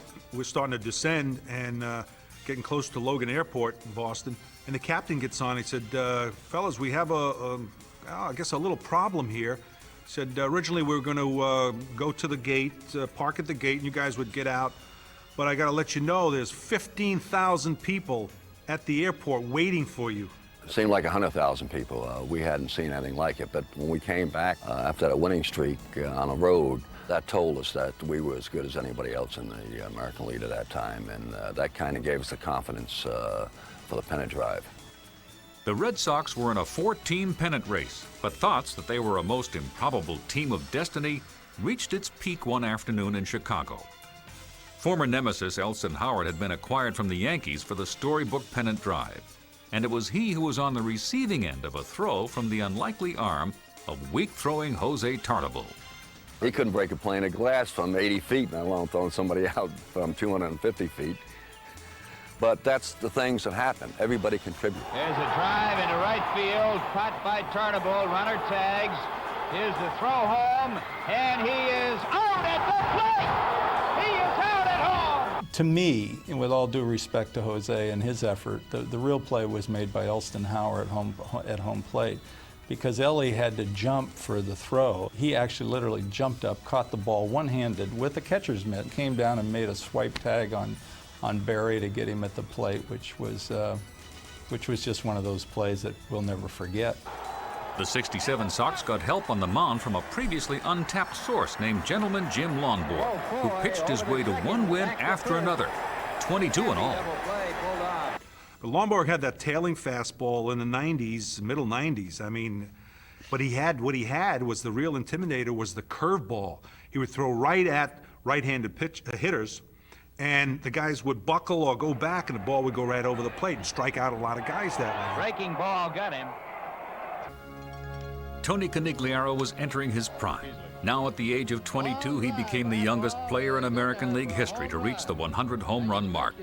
And comparisons were being made to the greats of the game, including Willie Mays. And then on August 18, 1967, tragedy struck. A fastball from the Angels' Jack Hamilton sent Conigliaro down.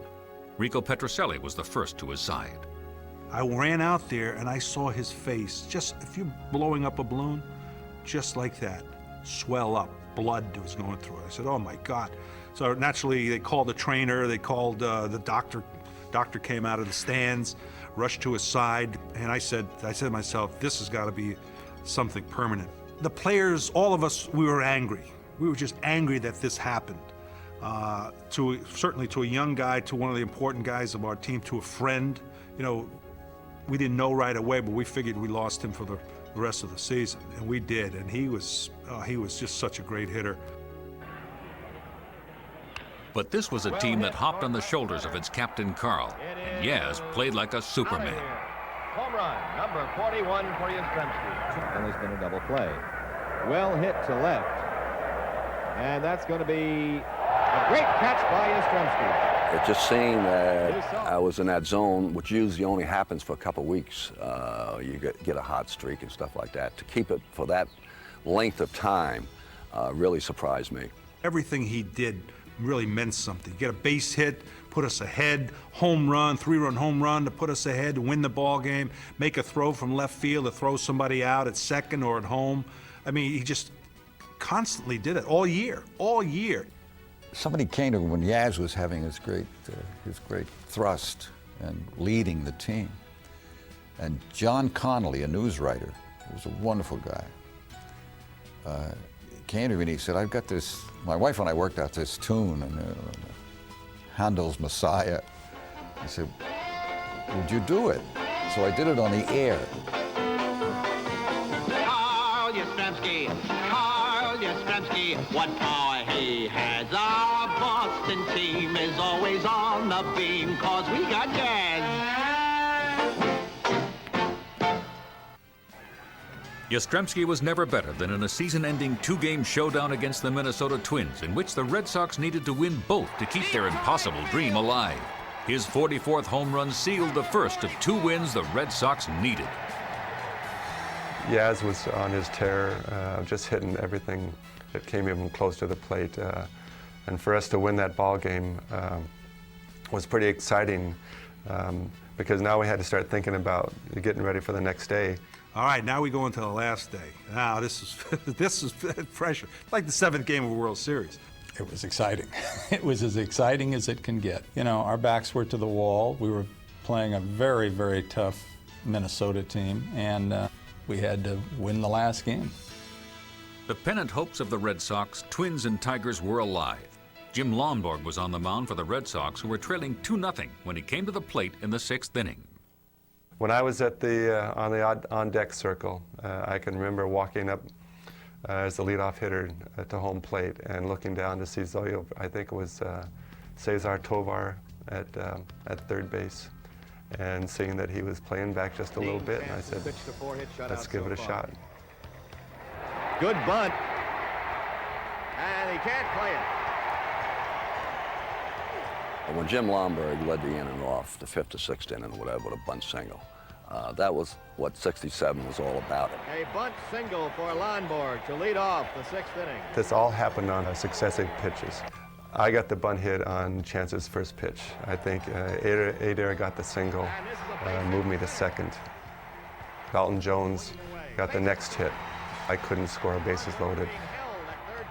Yaz comes up. There's Cal Irmer in the Twins bench. Tight and tense, looking at the action. In that crucial season-ending series, Yastrzemski came to the plate 8 times and cranked out 7 hits, including a 2-run single that tied the game.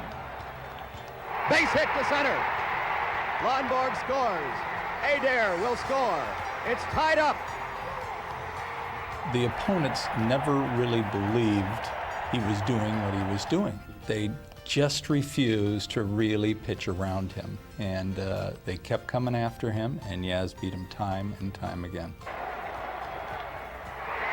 Yaz will go to second. A run will score.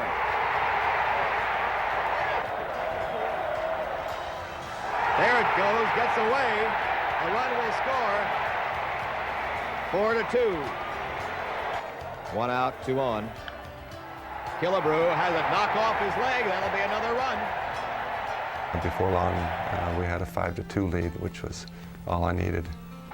The Red Sox took a 5-2 lead into the 9th inning, and then the 1967 season, which began in solitude, ended in bedlam.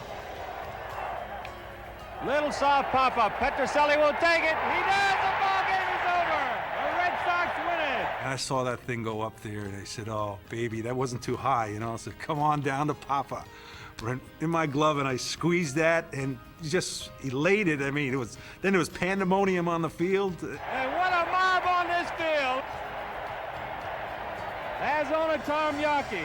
And what excitement we have here at Fenway Park. It was something that I think that every kid ever growing up when I was playing baseball wanted to be part of. To be a winning pitcher and to be carried off of a field by the happy fans. And I've heard so many great stories afterwards about, you know, people have said they've got, you know, shreds of my shirt, and for all the shreds of my shirt that people have, you know, I must have been a size 56 because they just ripped off my whole undershirt. Shoelaces were gone, belt was gone, hat was gone, but it was still, you know, looking back on it, just a moment of a lifetime. At that point, again, we were just so excited. We knew one of 2 things was going to happen. Either we were going to have a playoff game with Detroit, or we were going to the World Series. We had to wait around for about an hour and a half, I think it was, to wait to find out the results of the Detroit California Angel game. Once we found out that the Angels had won, I think Dick McAuliffe hit into a double play to end up that game. The first double play he had hit into the whole summer.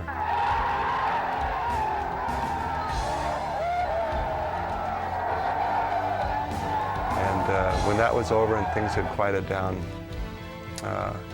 I took the ball up. I asked the clubhouse man, I said, I'd like to take this ball up to Mr. Yockey. And Mr. Yockey was there, and I told him I wanted him to have this game ball because it was something he waited a long time for. It was a glorious season, one in which Carl Yastrzemski was voted most valuable player and became the last player in Major League Baseball to win baseball's Triple Crown. And Jim Lonborg captured the Cy Young Award before pitching heroically in the World Series against the St. Louis Cardinals.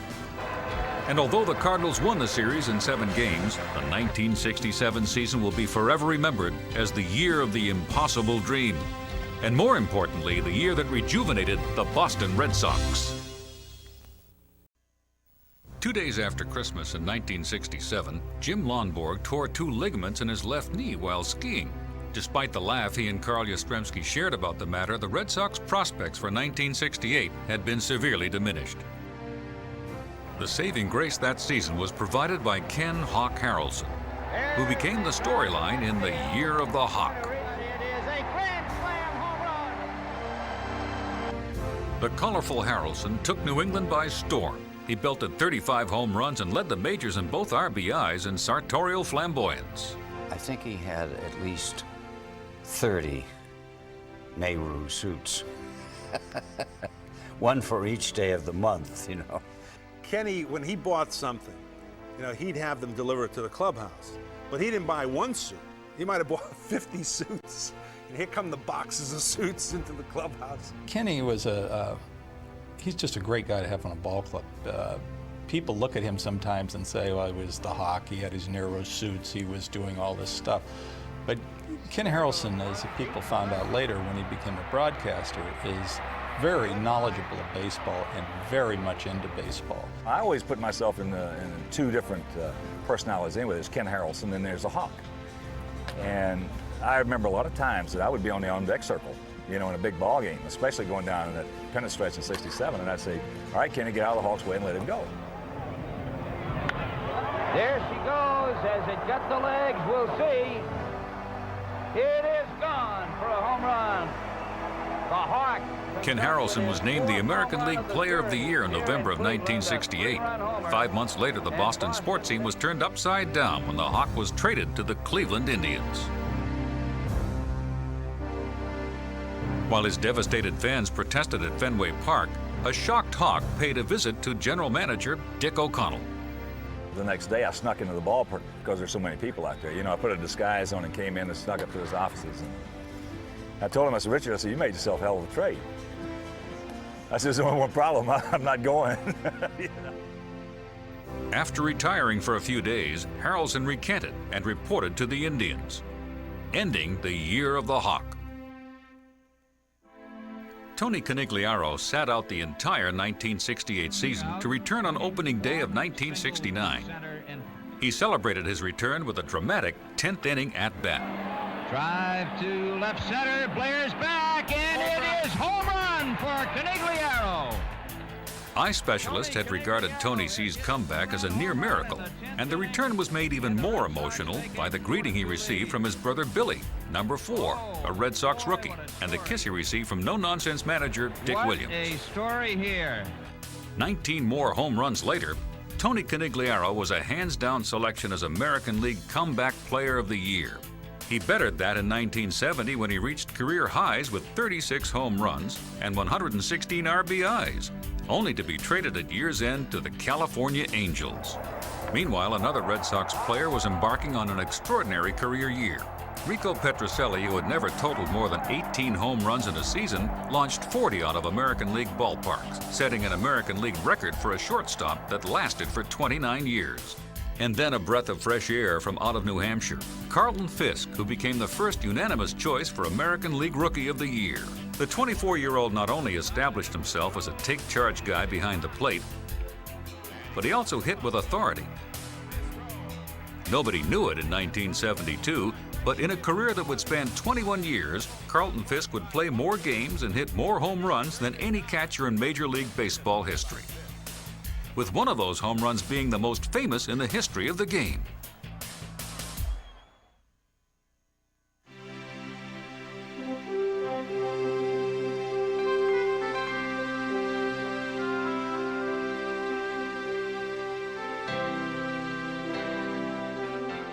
Fenway Park was buzzing at the start of the 1975 season as Tony Conigliaro was returning to the Red Sox. He had been forced to retire because of his recurring eye problems in 1970. And now, 3.5 years later, he was doing what Tony Conigliaro did best, making a comeback and hitting home runs. But in the end, the vision problems were too overwhelming, and within weeks, Tony Conigliaro, who overcame more adversity than any person should by the age of 30, retired for good.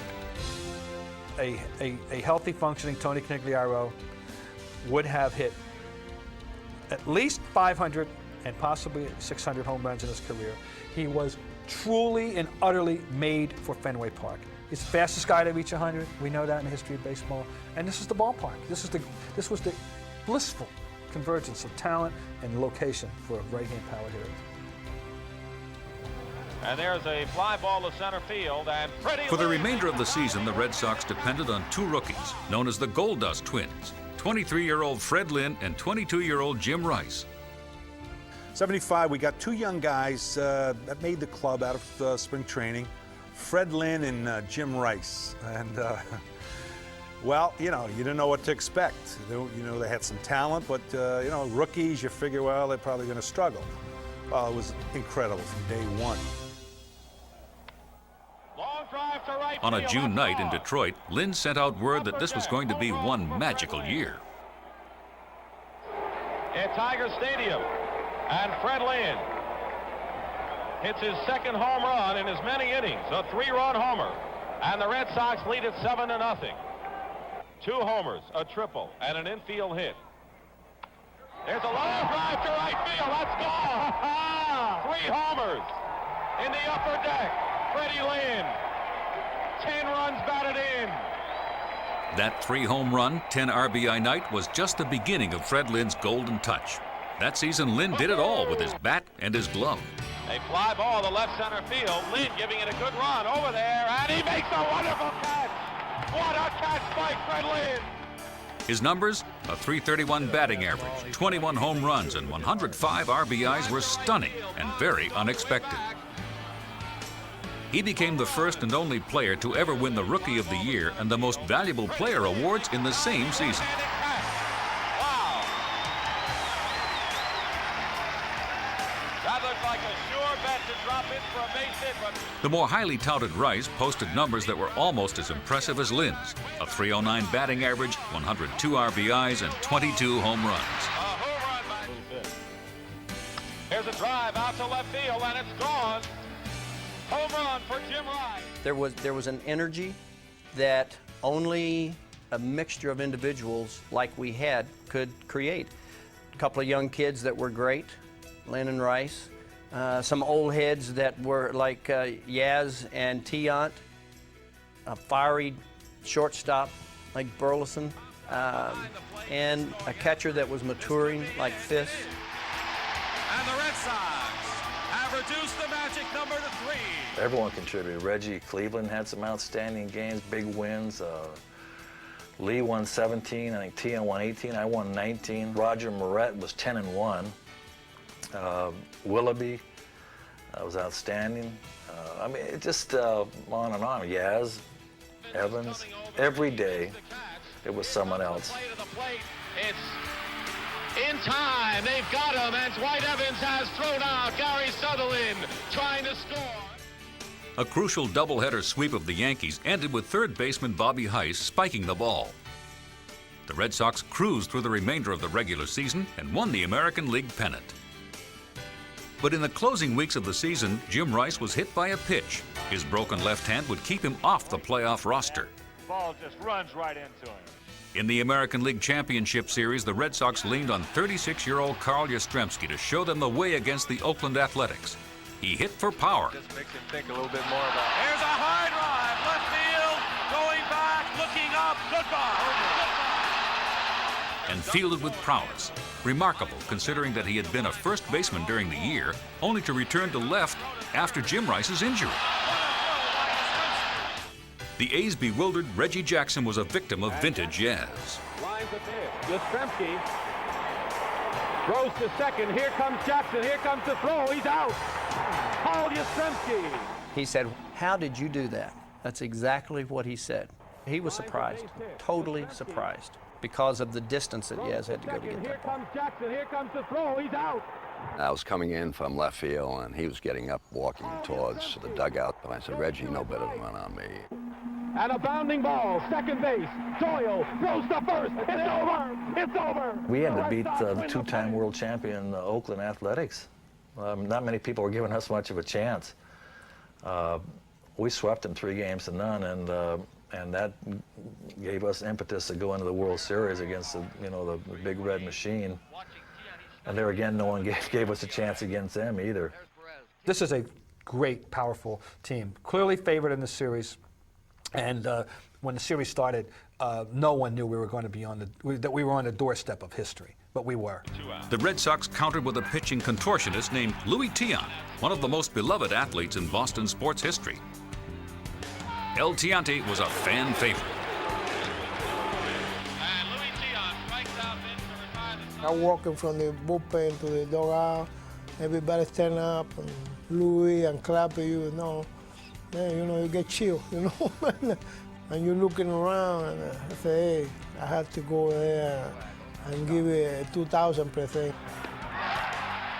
In Game 1 of the 1975 World Series, Tiant, who was not accustomed to batting in the designated hitting American League, jump-started the Red Sox with a carefree and nonchalant romp around the bases.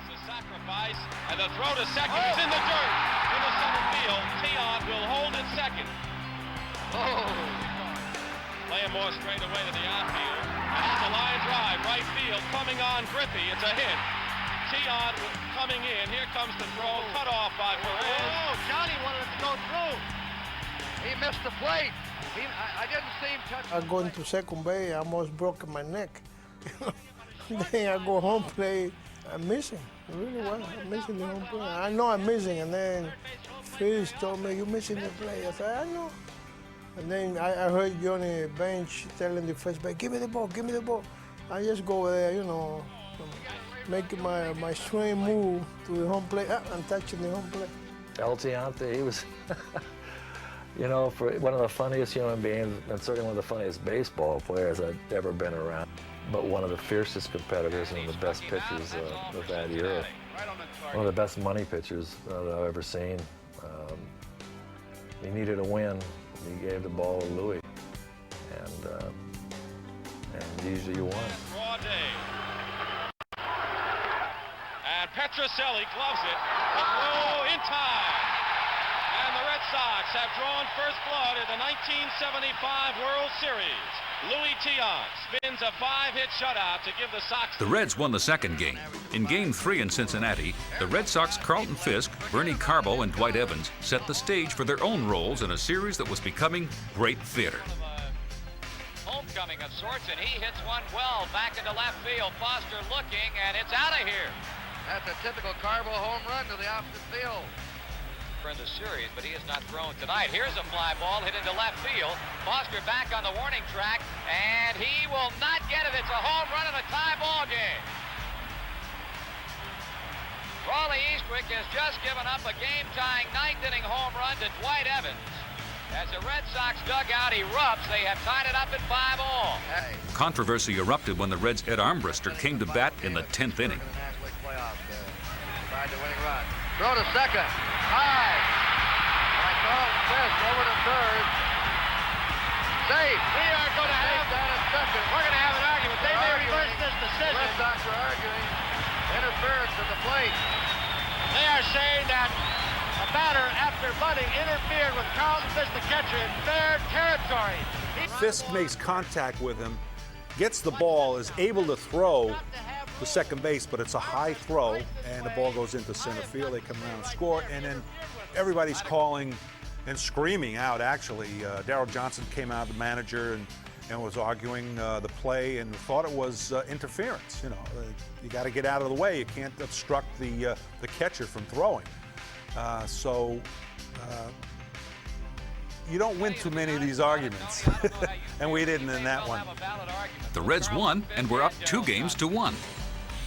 Johnson right now. It just doesn't happen. This man. Louis Tiant came to the rescue in Game 4. Depleted of his normal pitching arsenal, he outwitted the Reds in a complete game 163-pitch performance.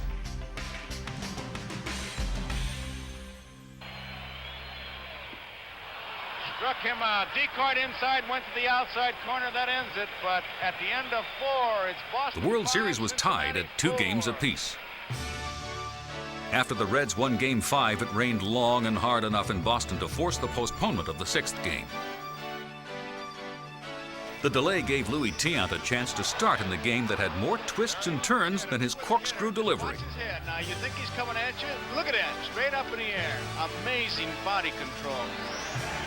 There is not a more important or better World Series game than the 6th game of the 1975 World Series.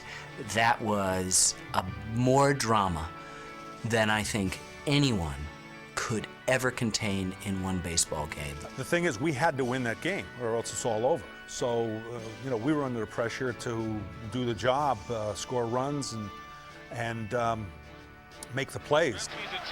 Fred Lynn got the Red Sox rolling in the 1st inning. And there's a high fly ball deep to right field. Going back, Griffey, forget it. It's gone. In the 5th, the cheers for Lynn had turned into deafening silence after he crashed heavily into Fenway's then unpadded center field wall. Deep to center field. Lynn going way back, and he can't make the play. It's off the wall. And Freddie Lynn is hurt. He must have hit his head against that wall, and he is really shaken up. After what seemed an eternity, Lynn was able to pull himself up and stay in the game. Amazing effort. He's going to stay in. With the Reds ahead 6-3 and only 4 outs away from winning the World Series, pinch hitter Bernie Carpel, who had hit a home run in Game 3, came to the plate. I think Freddie Lynn was on second base. I had walked.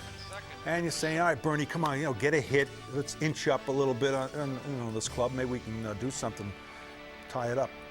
First swing, bad swing, terrible swing. Boy, I tell you.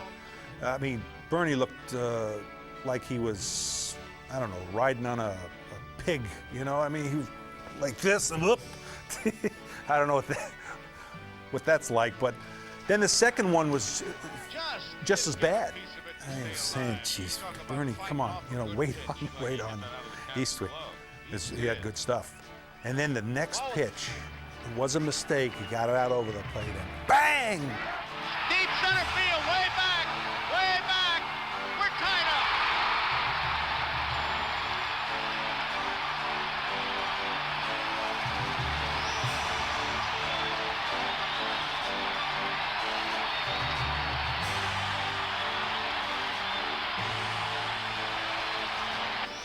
In the bottom of the 9th inning with the bases loaded and no outs, the Red Sox were ready to send the series to Game 7. Here it is.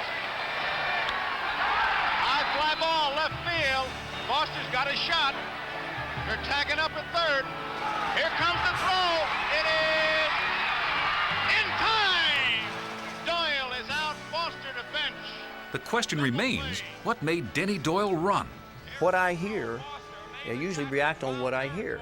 What I heard was go. Of course, they go to Zim, and Zim says, hey, I said no. And so there goes the no and the go. And when it boils down to that, Zim has to be the right one. He's the authority. He's the authority, and if he says he said it a certain way, then that's the way it was as far as I'm concerned. The Red Sox life in this World Series flashed before their eyes in the time that it took the Reds' Joe Morgan to rocket one to right field. Evans is going back near the wall, and oh, what a catch he made! What a catch by Dwight Evans, and it's a double play. I'm not sure still to this day how Dwight made that catch. And when Dwight made the play, it was like, wow, boy, there is something special about this game. There is something going on in this World Series. In the 9th inning of that game, Pete Rose, who was playing third for Cincinnati, turned to the third base umpire and said, you know how lucky we are? He said, this is the greatest game I've ever played in. I've never seen such catches. They were, fantastic catches. Then Carbo came up and hit the pinch hit homer to tie the game. There were dramatics from the first inning on. It was a great game. Now it rolls down into the 12th inning, and Carlton Fisk came up. And then at 12:33 a.m., in the 12th inning, and with the score tied at 6, Carlton Fisk, the son of New England, strode to the plate. When I went on the on-deck circle, Fred Lynn was there with me. I said, Freddie, something good's going to happen here. So I took that thought, that good, positive feeling for the moment, up to the plate, and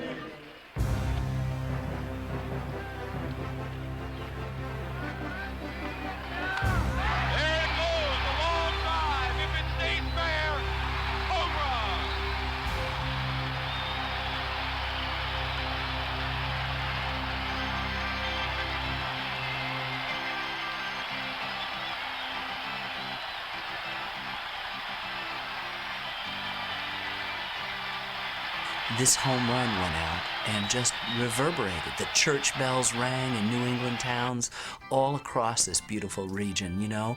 The organist at Fenway Park went into Handel's Messiah. It was the Hallelujah chorus. It was an amazing moment, and we remember these things. To be down and have Carbo take the check swing, bad swing, and then hit the 3-run homer to tie the game, and then Fisk, of course, winning it in the 12th, to me, it was a pretty magical situation. We will have a 7th game in this 1975 World Series. And when Fisk hit the home run, I thought the next day it was impossible for us to lose. But baseball is a most perplexing sport. Joe Morgan's solid blast was a long out in Game 6. But one night later, his flailing, broken bat single in the 9th inning determined the outcome of the 1975 World Series.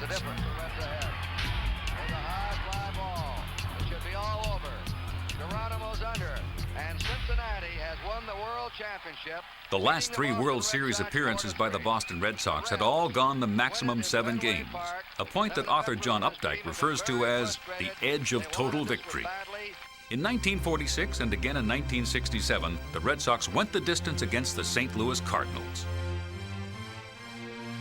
But nothing to this point had the thrills, chills, and drama, and for Red Sox fans, disappointment of the 1975 World Series that provided some of the greatest moments in not just baseball history, but in all American sports history.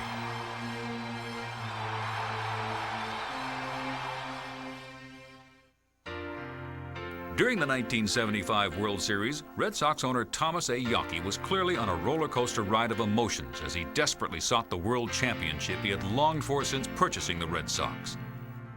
However, in July of 1976, Tom Yawkey passed away. With his wife Jean accepting his enshrinement in the Baseball Hall of Fame, his was a legacy that transcended the game. Have an owner like Mr. Yawkey and fellows like Mr. Harrington and the Duquettes and all the people were generous in more ways than one. I was treated like one of the family by Mr. and Mrs. Yawkey, who acted pretty much like a mother and father to all of us on the ball club. So he was an honest man, a good person, you know, for us, and he took care of the player very well. He loved the game as well as anybody, and his big thing was to win a World Series. I wish we could have done it for him.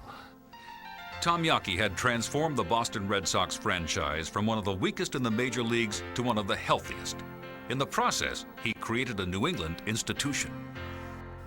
They put everything into the Red Sox, never took anything out, and still are not taking anything. They're leaving all of this huge value of this franchise for the benefit of the people through their family foundation. And the people, through the local charities, are going to benefit forever from the generosity of the Yawkeys. I'm sure that there is no other sports franchise in the history of sport that has had the impact that the Boston Red Sox have given to the fight against cancer and to a single institution like the Dana-Farber Cancer Institute as they have. And the impact that the Yawkeys and the Red Sox have had on that institution, I have to think in the long run, that will be the greatest legacy that the Yawkeys have left behind, that they were possibly and the foundation that really brought cancer to its knees as far as the Dana-Farber's support of that. Tom and Gene Yawkey's initials are indelibly etched in Morse code on Fenway Park's left field scoreboard. For it was they who saw to it that the franchise's trademark would be stability, class, and commitment. Prior to Tom Yawkey's death, the irrepressible Carl Yastrzemski put on a 2-day hitting display that equals the greatest power surges in baseball history by belting 5 home runs in 2 games in 2 different cities, Detroit and New York. Perhaps the most lasting image from 1976 was from a May evening in Yankee Stadium when the rivalry and the tempers ran hot. The rivalry was one serious matter. Here comes the runner, here comes the throw, and let's see, he holds on to it. Does he hold on to it? And here they go, fight. Here they go, Fella and Fisk. And the bench is empty. I don't think any of us realized how special that rivalry was. It wasn't so much the people against the people, it was the uniform against the uniform. And because those people were in that uniform, then the focus was against them. Munson and I were probably were the lead dogs in that rivalry, I think. Anytime there is a mix-up of bodies at either a base or home plate, some things are going to happen eventually. And of course, you know, Nettles was never a real fan of Bill Lee's. Bill Lee is now going over to a couple of the Yankees, and there they go again.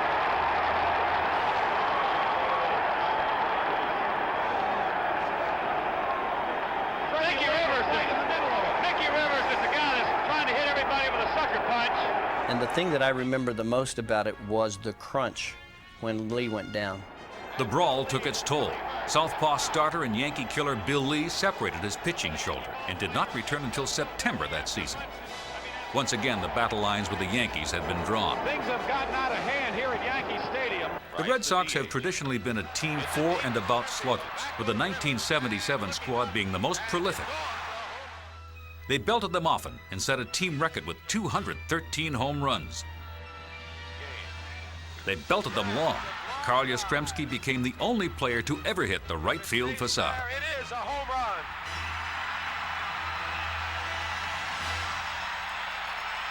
The only question was, would it stay fair or go foul?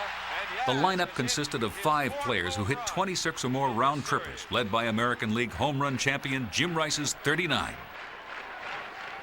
There it goes, way out of here. A grand slam home run.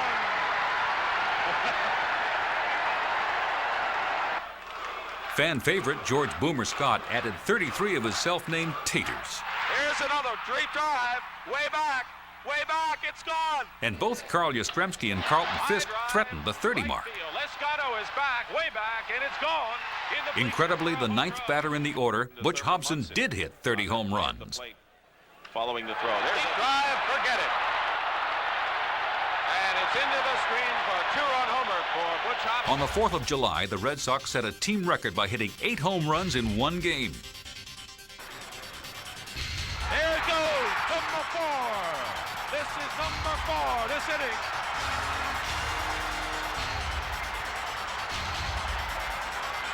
Confident in the team's slugging ability, the Red Sox added 2 top-of-the-rotation starters for the 1978 season. World Series hero Mike Torres defected from the Yankees, and the Sox sent 4 players to the Cleveland Indians for blossoming star Dennis Eckersley. A floppy-haired ball of energy who channeled his enthusiasm into outs. Holdovers Louis Tiant and Bill Lee provided a baffling right-left combination.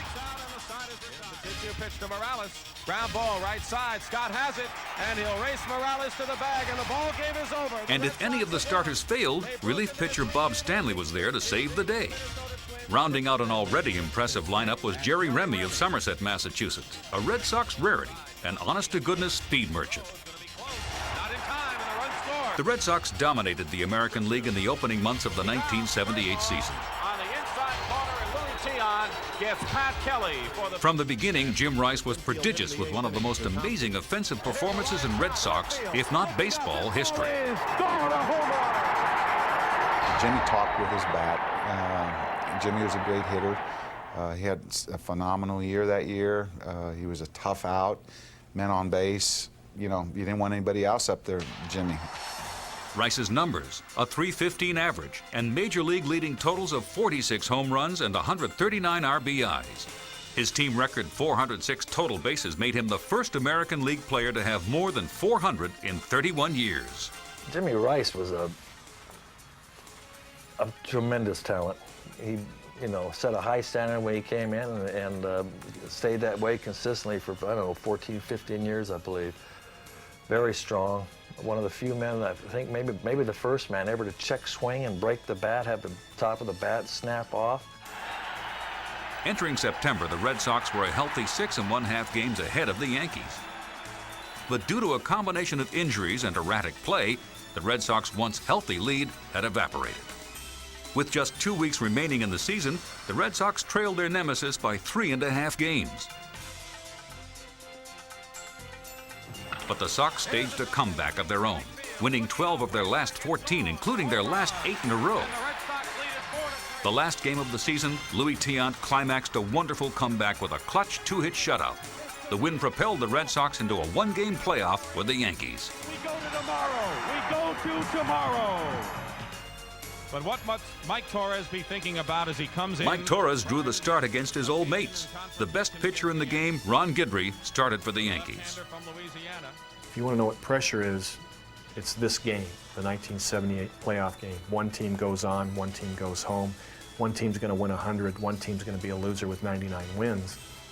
Carl Yastrzemski rose to the occasion by putting the Sox ahead in the second with a solo home run off Guidry. This is deep, and this ball is gone. A home run for Yastrzemski.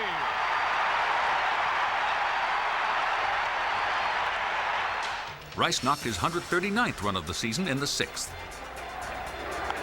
Base hit. No, line drive. Base hit it is. All right, run scores. It's 2-0. Big run for the Red Sox.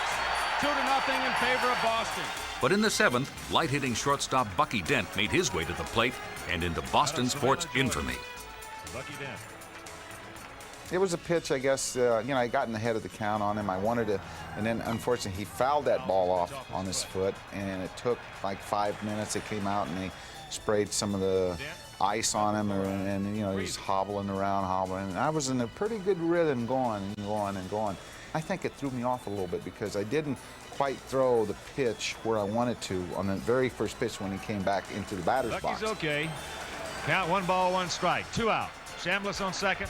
White on first. Red Sox lead it 2-0.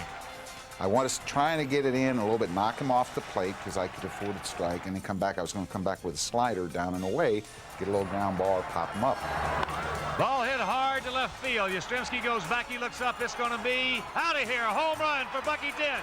Location-wise, I thought I would get a little bit more of a sink, and it didn't sink on me, doggone it. And he happened to, he just got in his little wheelhouse, and the ball just carried out. I went, oh my God, I couldn't believe it.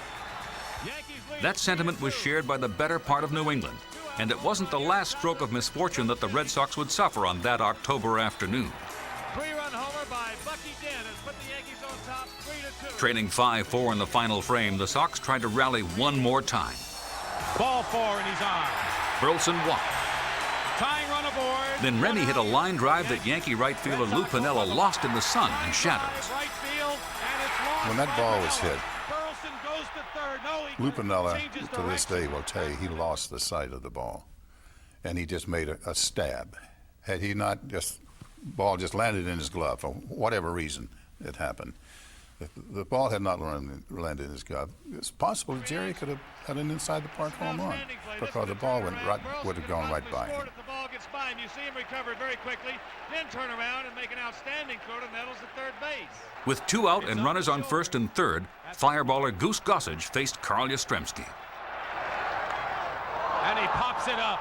Greg Nettles at third base. Backing up, he makes the catch, and the Yankees have won the division.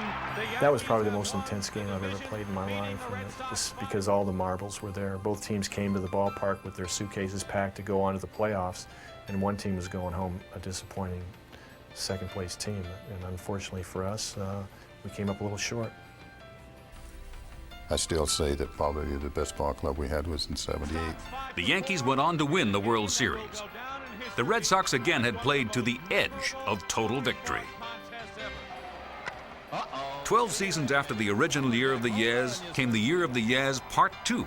On June 30th, 1979, Carl Yastrzemski belted career home run number 399. For the next 25 days, New England waited for number 400. WSBK-TV preempted local programming when number 8 stepped up to the plate. When his turn at the plate is done, we switch you back to battle him without having missed a scene. We're following him in his quest for home run number 400. Long drive, right field, way back, near the wall, and there it is! Home run number 400, Carl Yastrzemski. Now, less than and watch.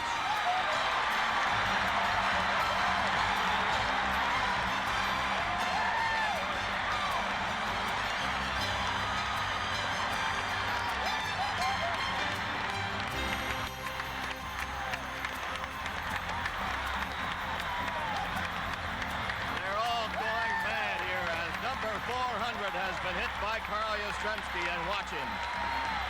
Up everywhere at Fenway Park. Then, 2 months later, Carl Yastrzemski, heir to Ted Williams' legacy, confirmed his reservation in Cooperstown. There goes the ground ball. Base hit. Number 3,000. Yastrzemski's got it. And all hell breaks loose at Fenway Park. The fans in Fenway Park had witnessed baseball history. Carl Yastrzemski had become the first American League player to have both 3,000 hits and 400 home runs. The last hit was the hottest of all 3,000.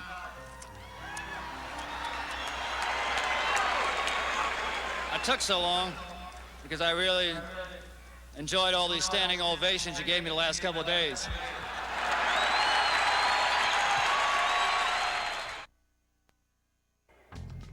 The early 1980s saw the development of Dwight Evans into baseball's premier right fielder.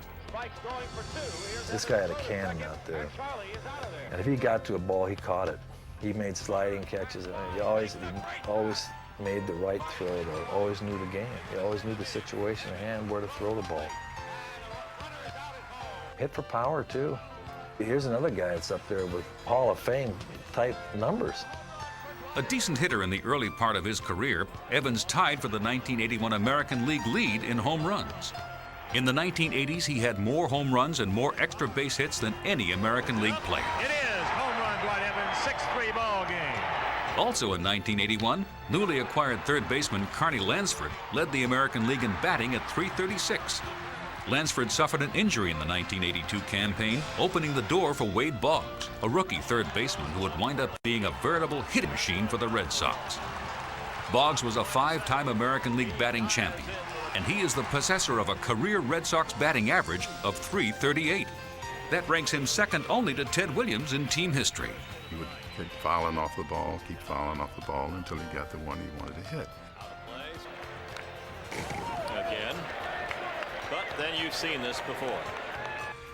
And I don't think I've ever seen a hitter that was as good a hitter as Wade Boggs with 2 strikes on it. A 3-2 count. 4 or 5 foul balls and a single by Boggs.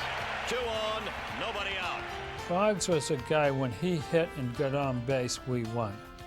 And when he didn't do that, we didn't win too often. And he played tremendous third base. Very seldom ever made a bad throw. And his fielding was great. He wasn't a great fielder when he came up, but he made himself one. Nice play. 2 of them in a row by Wade Boggs. At the conclusion of the 1983 season, Carl Yastrzemski, at age 44, the oldest player ever to wear a Boston uniform, and second only to Ted Williams as the most prolific slugger in Red Sox history, called it a career. And what a career it was. 23 years in a Red Sox uniform, the most games played in American League history, 3,419 hits, 452 home runs, and 19 All-Star selections. The ageless one, Carl Yastrzemski. Well, what are you going to say? The man is just great. Unlike Williams, he chose to make his last appearance in a Red Sox uniform an unabashedly public party. Yaz is a very quiet, introspective kind of guy, and I think there was some question of how he would react to this, but it was so warm. Special day for me. Everything was orchestrated so well. I'm extremely honored that so many of you came here to share this day with me. I thought that, geez, that day that I watched him retire on the field, he was again bigger than life. He just grabbed the moment and really made it a special day in Red Sox history. New England, I love you. When I gave the speech,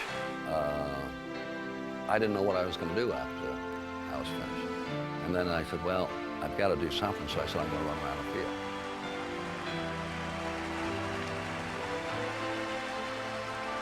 Here he is running around the stadium, and everybody is standing, and he's waving, and he's touching hands with people, and it was just a great time. He loved the fans too, and he showed it in his gratitude of running around the field, giving them high fives or low fives or whatever. That's a public display of what a man he truly is.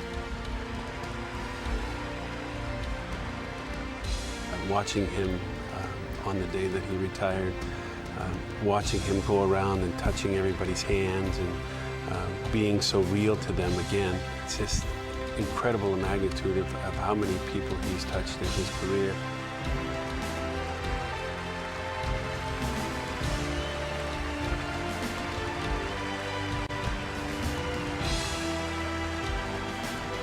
Everything else stopped.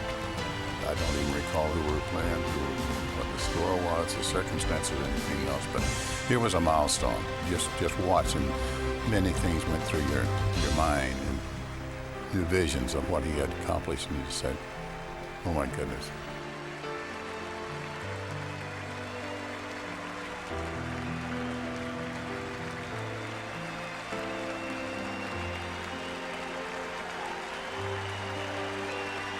The players and the Indians team is standing up as he goes by third, and he's shaking hands with them.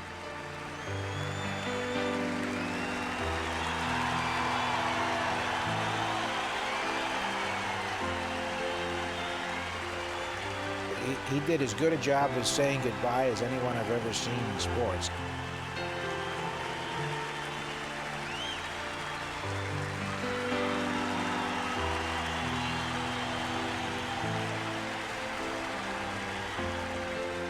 I said, and the final score today is, "Yes, we love you."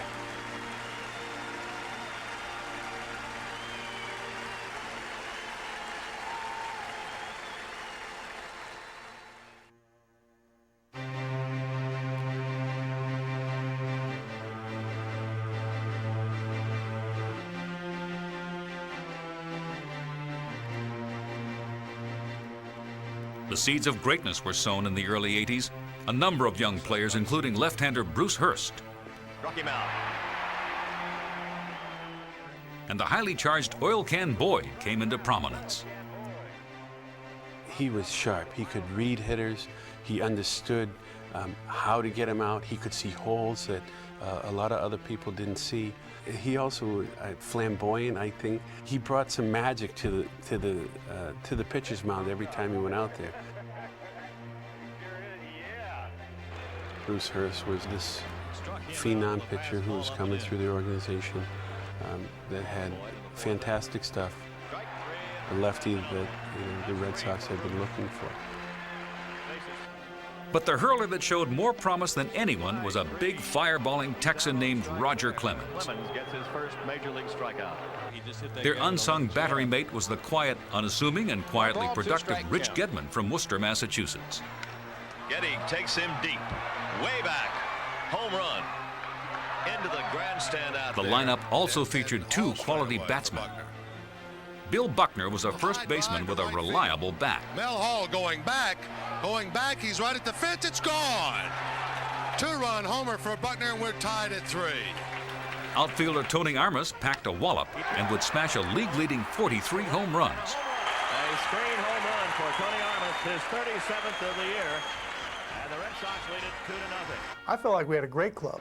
We had a good mix of some veteran players and young players. There's a lot of energy on our team. We'd been around each other for a few years. And then in spring training, we got Don Baylor, and that added, I don't know, an extra dimension to our team. When he was traded in spring training, it was like our team got a jump start. Somebody who not only was a great talent, but he was a tremendous clubhouse leader. And he helped us prepare for what was ahead of us. For those who believe in signs of destiny, one was literally provided right off the bat in 1986 in Detroit. We are ready for the first pitch of the 86 season, and here it is. Long drive, left center field, way back, left center, and gone. Home run, Dwight Evans. If there was any doubt that Evans' home run was a harbinger of a special season, it was erased on the cool, raw night of April 29th, when 24-year-old Roger Clemens electrified New England and introduced himself to the rest of the baseball world.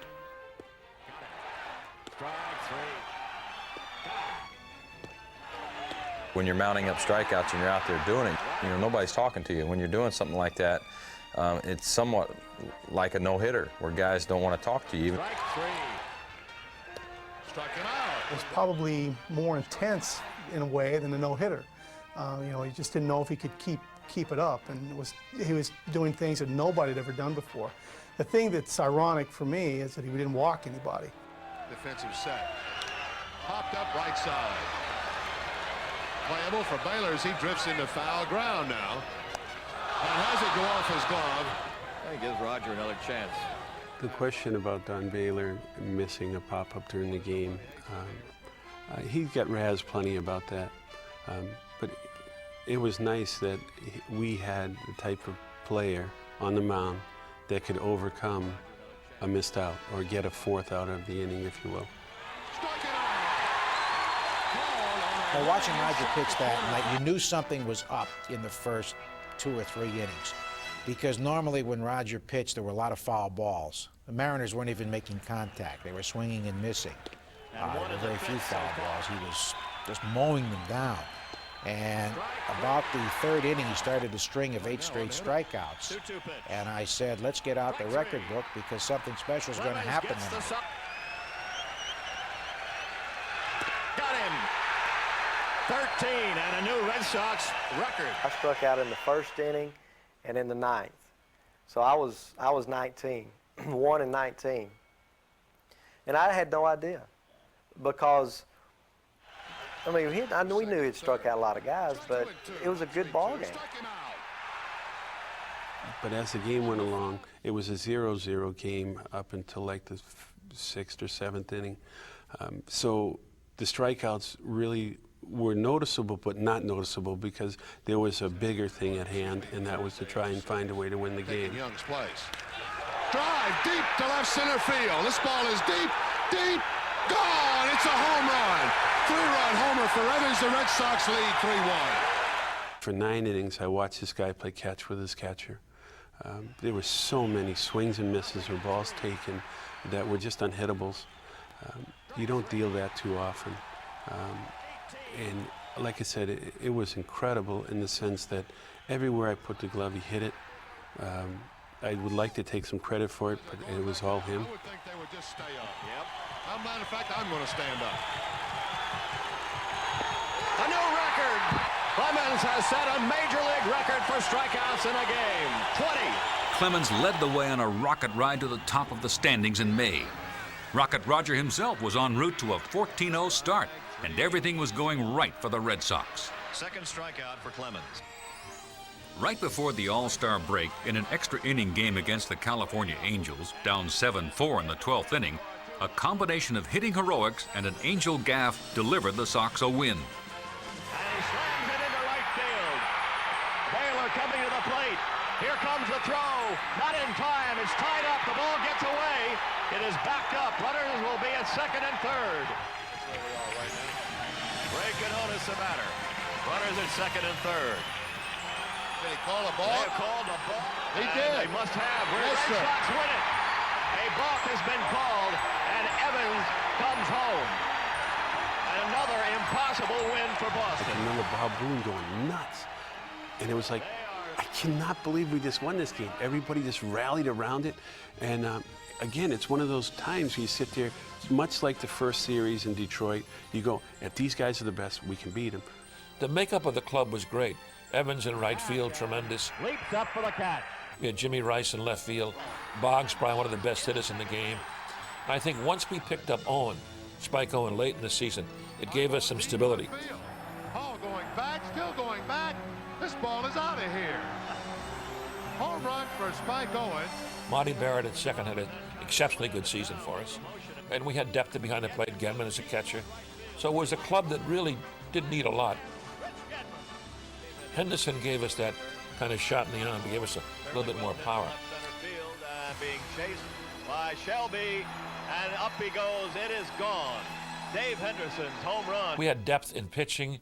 Our bullpen was pretty strong. At that time, I had made a trade to bring Calvin Schiraldi here. But it was a ball club that was a very talented ball club. Performance by the big Texan. We put together a pretty good ball club, but we came together too. We chose to come together and play together. And I don't know how that happens. It just happens. You know, you get confidence in one another. You know guys are going to stick up for you. You know guys are going to back you. You know the guy behind you is going to hit, or the pitcher that's coming up is going to, the next day is going to bring us out of a slump. You just knew things were going to happen, and it creates that winning attitude. Sensing that the team had a chance to go for it all, Lou Gorman acquired future Hall of Famer Tom Seaver. Between Baylor and Seaver in our clubhouse, they were unbelievable catalysts and leaders on that ball club. And everybody went to Seaver or to Baylor. And Baylor wasn't afraid of anybody. Baylor would challenge anybody in there. He felt they weren't putting out, he'd go to them and get them face to face, right up in their face. Seaver, in a quiet way, what a great influence on pitching and theories of pitching. And Clements would go to him and talk about pitching, and the whole pitching staff would. Seaver all my life had been one of my idols. I loved the way he pitched, and he was the epitome of a major league pitcher. And so to have him, for me, it was like the University of Seaver. I mean, I wanted to go to school every day.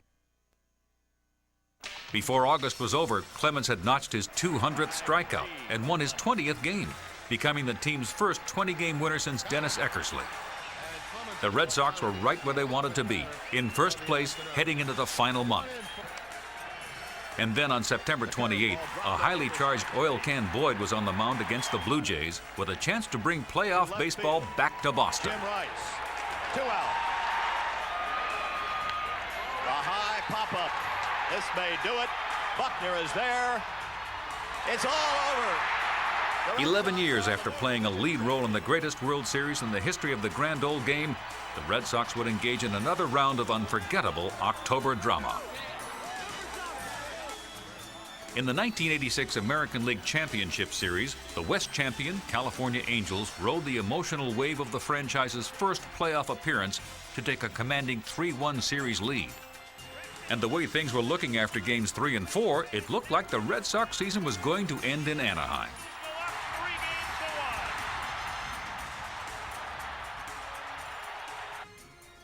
The beginning of the series did not go well for us. We were able to battle and scratch, and there was a lot of tight games in the series.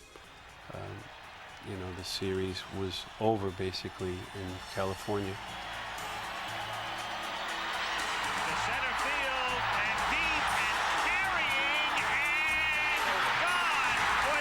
Just off his glove for a home run. What happened was Tony Amish got hurt. He started that game in center field, so Henderson was a late replacement. Came in the middle innings, and then Gritch hit a drive to left center. He went back to the fence, hit his glove, and knocked it over for a 2-run homer, which looked like it might be the difference in the series.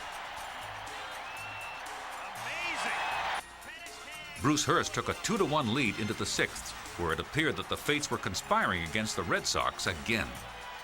Making matters worse, the Angels added 2 more runs in the 7th for a 5-2 lead. And so, down 3 runs with 3 outs to go, in a series they were trailing 3 games to 1, the Red Sox did what they'd done all season. They battled back. Pettis goes back, leaps, and she's gone. And it's 5-4.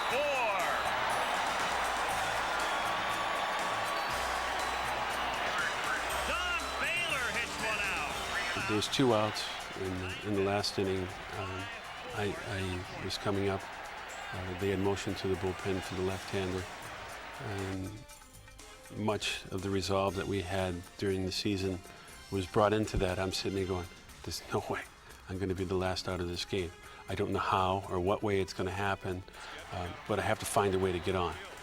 And fortunately for me, the first pitch is like right at my noggin, and the damn thing didn't break. Look out. Ooh, it got hit on the hand on a pitch in on him. And the drama keeps building. Here comes Moore. In a scene straight from nearby Hollywood, Dave Henderson was faced with the added prospect of making the final out of the Red Sox season. 1-0. David played hard every day. He played hard every out, every inning, and he had the most positive attitude, and he was so clutch. And he just, you know, there was no quit in him. And the way things were kind of transpiring, you know, getting to his at-bat was, you know, we just felt good. For some reason, we just felt good. The 2-2 pitch. Stays alive. And the fans were beginning to stream down the aisles to go on the field, and we were about defeated. And I began to look for a way to get out because we wanted to get Mrs. Yorkie out and get out of the crowd and head back. And I began to get up to go find a security guard to make room to get us out. And I heard a crack of the bat. To left field and deep and down he goes back and it's gone! Unbelievable! By the time I turned around, it was like someone fired a cannon in the ballpark in total silence.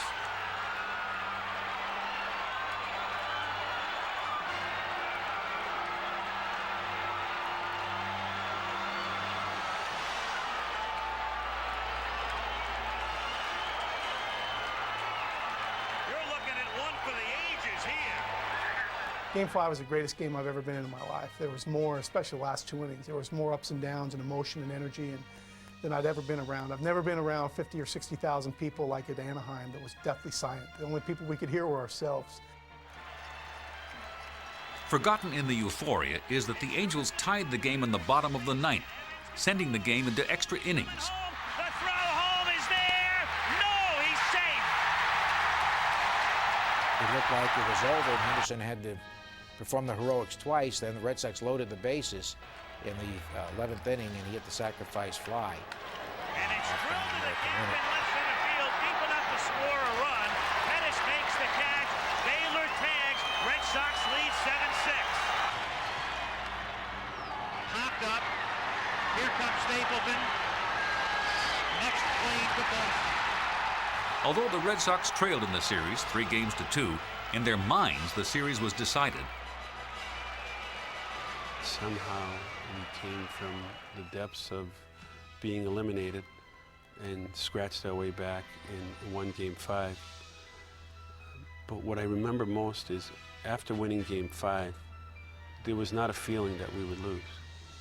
There was a feeling of this series is ours. They're coming back to our hometown and they're not going to win. And the Red Sox easily took Games 6 and 7, capping the greatest comeback in playoff history.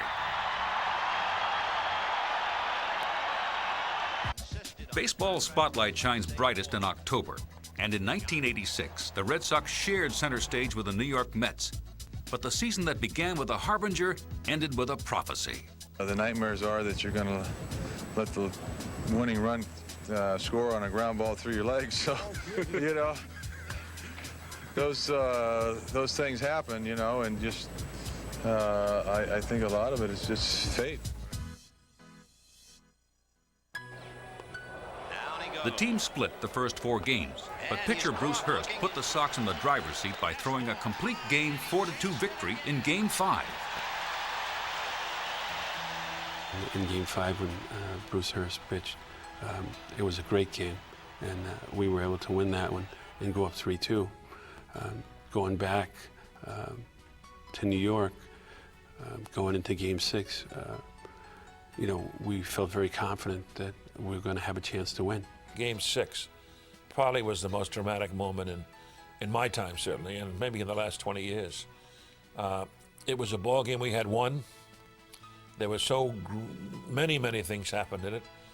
First off, Clemens was pitching brilliantly, had a lead after 7 innings, 3-2, had a 4-hitter going, came out with a blister on his finger, and then to come back and actually take the lead dramatically on Henderson's home run in the 10th inning. Henderson has done it again. And a note on Rick Aguilera. The Red Sox took a 5-3 lead into the bottom of the 10th, 3 outs away from a world championship. And that's into dead center with Henderson going to run it down. And the Mets are down to their last out. Have 2 outs, 2 strikes in the batter, 1 pitch away, 1 strike away from a world championship. And then the Red Sox world and World Series dreams disappeared in a blur. Lined into left field, base hit for Carter, and the Mets are still alive. Curveball, and that's going to be hit to center, base hit. And that's going to be hit into center field, base hit. Here comes Carter to score, and the tying run is at third in Kevin Mitchell. He wants Bob Stanley to pitch to Mookie Wilson. Bob Stanley is a guy who was Red Sox through and through. At the time that he was playing, nobody did more for the Jimmy Fund. A quality guy, spent his entire career in a Red Sox uniform, and he really deserved to be the guy to close out the World Series. And it's going to go to the backstop. Here comes Mitchell to score the tying run, and Ray Knight is at second base. So the winning run is at second base with 2 out, 3-2 to Mookie Wilson. Little roller up along first, behind the bag. It gets through Buckner. Here comes Knight, and the Mets win it. We were a strike away from winning that World Series 3 times. We had 2 strikes, 2 outs 3 times and couldn't shut the door. And it should never come to a ground ball to Bill Buckner. It should never have come to that. Why it happens and why those things happen, I don't know. I don't know. But I've never been so close and never wanted something so much. Bill Buckner was a major part of our ball club. We wouldn't have been in the playoffs of the World Series without him. And a great competitor, a really great competitor. I feel badly that people only remember that one play when he missed that one ball. Because when you look back on his career, he had a great career as a Major League player. There was still a Game 7 to be played, but much like the Angels had been following Dave Henderson's heroics, the Red Sox were emotionally spent. Destiny had taken a bad bounce, and when it was over, the Red Sox were left gazing at an all too familiar sight, the edge of total victory. That is the closest you'll ever come to winning and not winning the championship that we've so long sought after. And that hurt. That hurt. It was there. And again, you know, I think all our lives would be changed if somehow we would have been able to get that third out. I remember a line that Mike Monagle had written some years ago.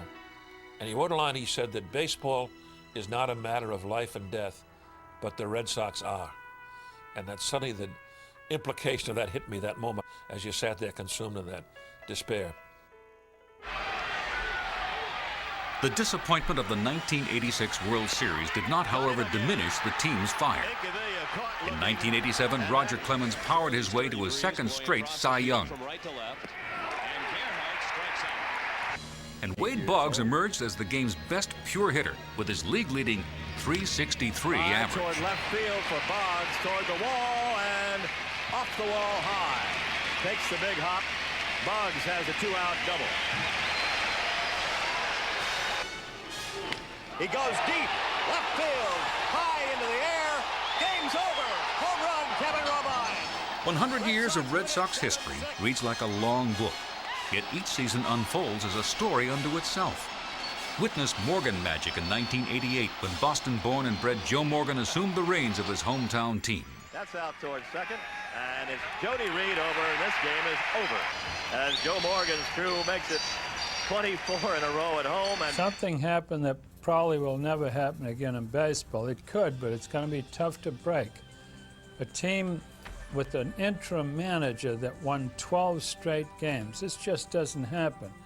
When a manager gets fired, usually a team might win a couple of 3 or 4 right now and then usually revert back to where they were. But to win 12 in a row is just unbelievable. High drive, right field, way back.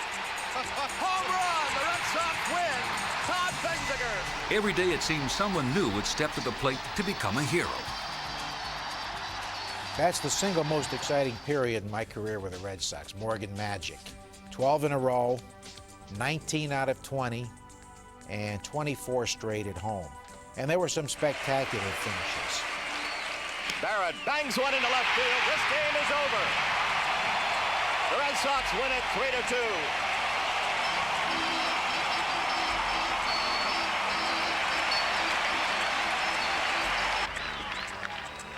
Fly ball, deep right field, back toward the bullpen. The Red Sox advanced to the American League Championship Series against Oakland, where the magic would come to an end.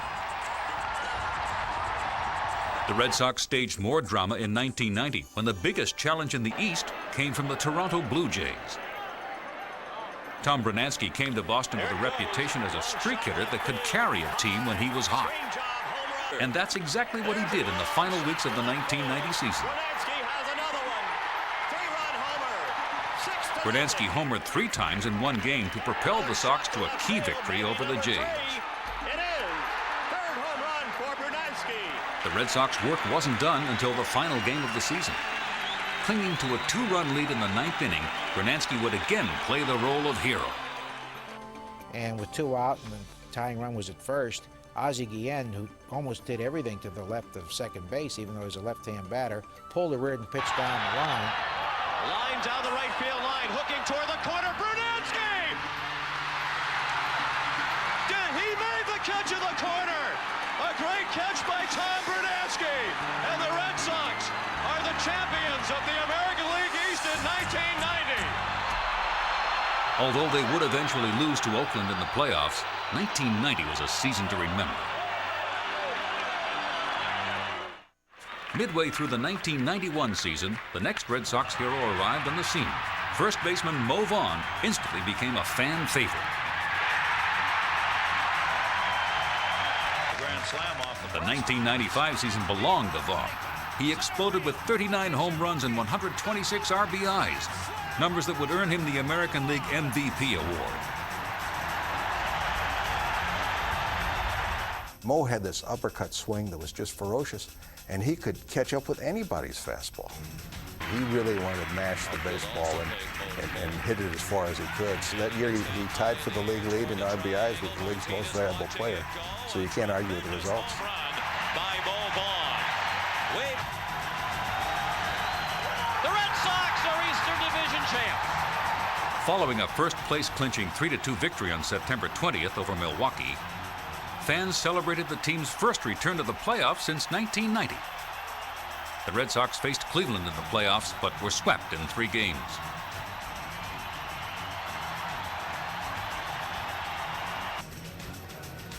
In 1996, Mo Vaughn continued to cement his place as one of the best hitters in Red Sox history, blasting 44 homers and knocking in 143 runs, the team's highest RBI total since 1950. Right center toward the 392 mark and over it. That same year, Roger Clemens, in one of his final pitching performances for the team, did something that he alone had done in baseball history. Now with 19 strikeouts. 1 shy of the record. I mean, totally dominating. You had a feeling about the 4th or 5th inning that you could be in for something special because he was just blowing hitters away. They weren't even close.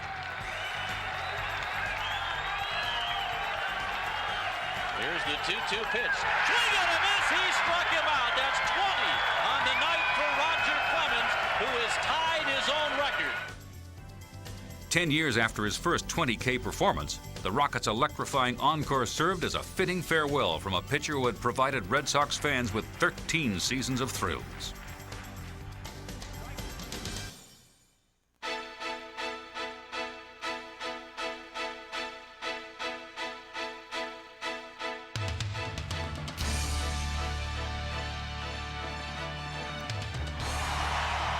But as has been the case throughout Red Sox history, as one hero was making his departure, another one was waiting in the wings.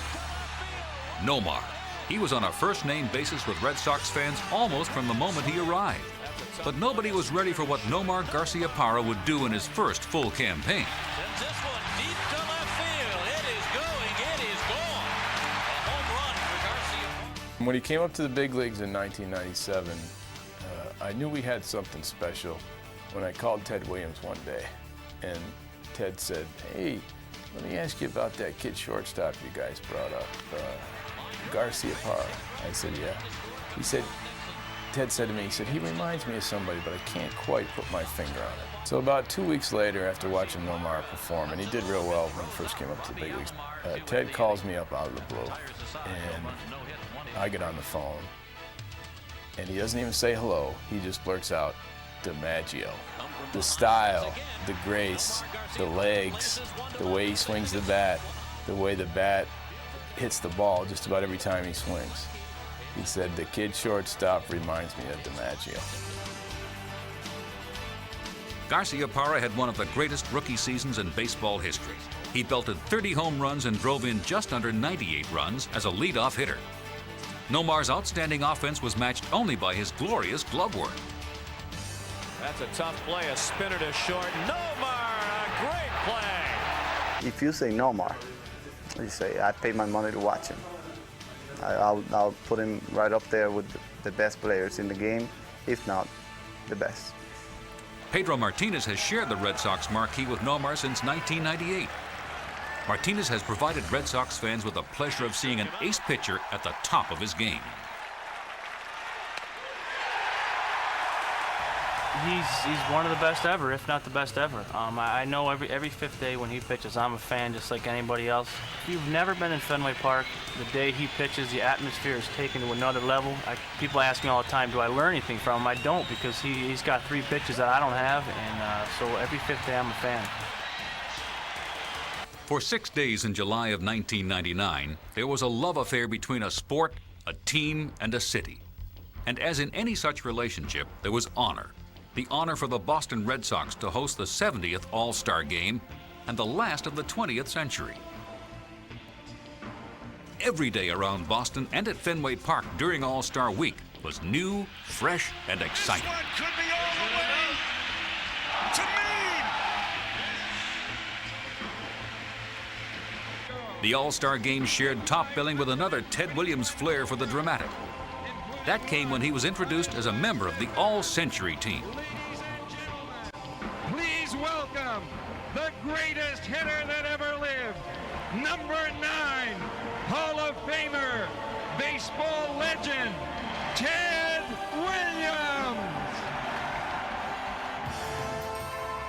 Although he played in a different era, during a time when ball players left their gloves on the field between innings, the 1999 All-Stars, knowing they were in the presence of a legend, spontaneously yet reverently approached the greatest hitter who ever lived. It was obvious that Ted Williams basked in the moment.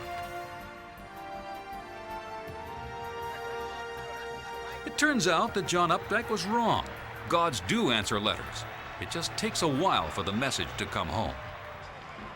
It was just a very, very proud moment to be part of baseball in Boston.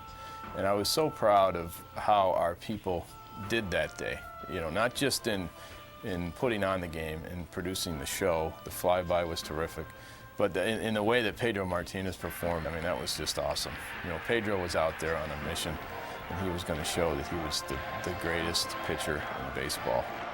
And the way he got to be MVP was by dominating every single batter that came up to the plate. And it was just extraordinary to watch. Swung on and missed. Throw down Rodriguez.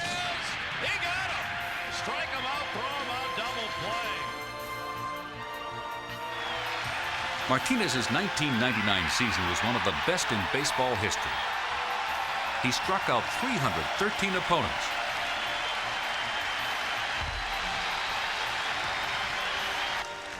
His 23 wins and 2.07 ERA earned Martinez the pitching Triple Crown and the first of 2 consecutive Cy Young Awards with the Red Sox. The highlight of the regular season was a one-hit, 17-strikeout masterpiece that even captivated Yankee fans. Pedro winds, he kicks, the pitch.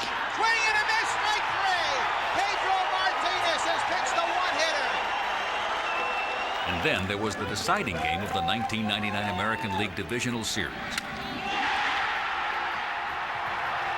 With the Red Sox trailing 5-2 in the top of the 3rd inning, the Indians walked Nomar Garciaparra to load the bases.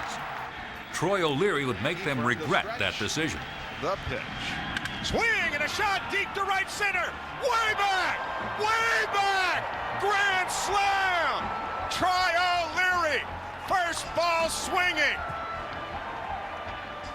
The teams continued to pile on runs, but in the 4th inning, and the score tied at 8, an ailing Pedro Martinez made a show-stopping entrance from the bullpen. When he came out of that bullpen, it was an eerie feeling in the ballpark, because Jacobs Field, which is really one of the loudest stadiums in the American League, especially for outdoor facilities, they saw him come in and they went silent. And I think that they feared Pedro at that moment, as if to say, uh-oh, he's back, we're in trouble. And sure enough, that's exactly what happened. The fearsome Indians were powerless against Pedro.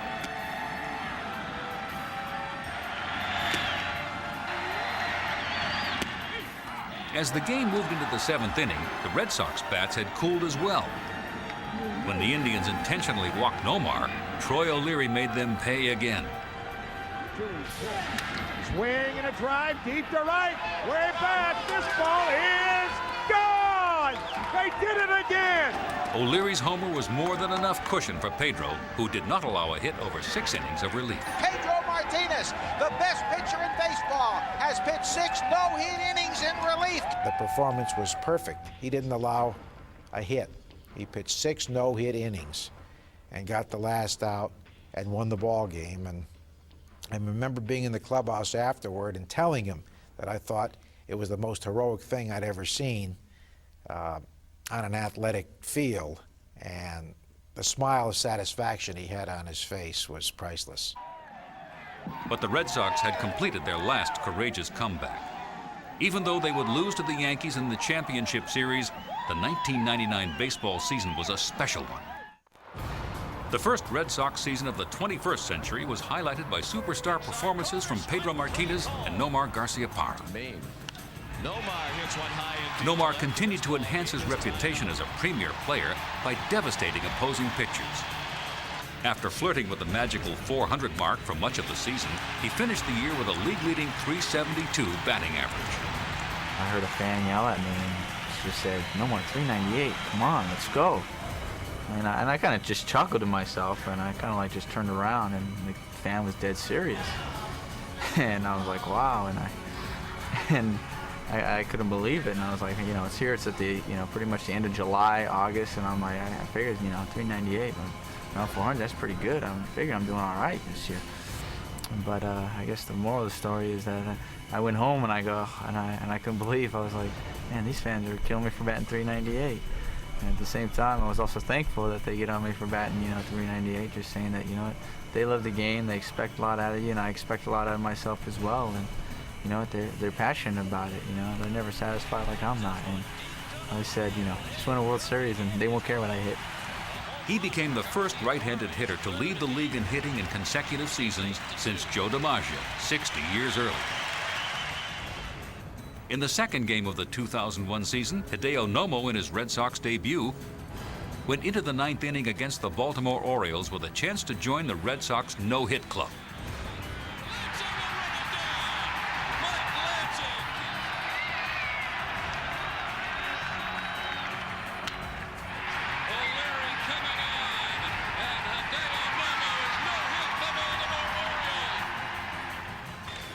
The 2001 season also saw the emergence of Trot Nixon as a Red Sox player whose future had arrived. The great thing about Trot Nixon is that he's ready to play every day, and he gives his best effort to Red Sox fans day in and day out. You see him diving for balls. You see him up there battling at the plate, grinding it out. The gritty performance day in and day out is really special, and that's why he's so popular with our fans. Clearly a fearless player, Nixon achieved hero status in 2000 when he drove in the game's only runs against Roger Clemens, a new nemesis in pinstripes.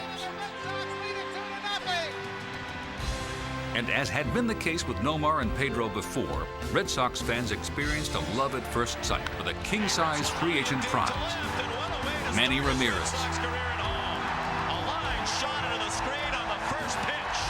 In his first season with the Red Sox, Ramirez's 125 RBIs proved he is an absolute RBI machine. He also smashed some of the longest home runs of all time. And Manny hits another bomb to left. Where will this one land? Into the 500 level. And way up into it. Red Sox believers feel that in their future, there potentially resides another 400 hitter, another RBI and home run champion, and a pitcher capable of winning more Cy Young awards. Throughout New England, love and hope spring eternal for the Red Sox. It has always been that way, and it will always be that way.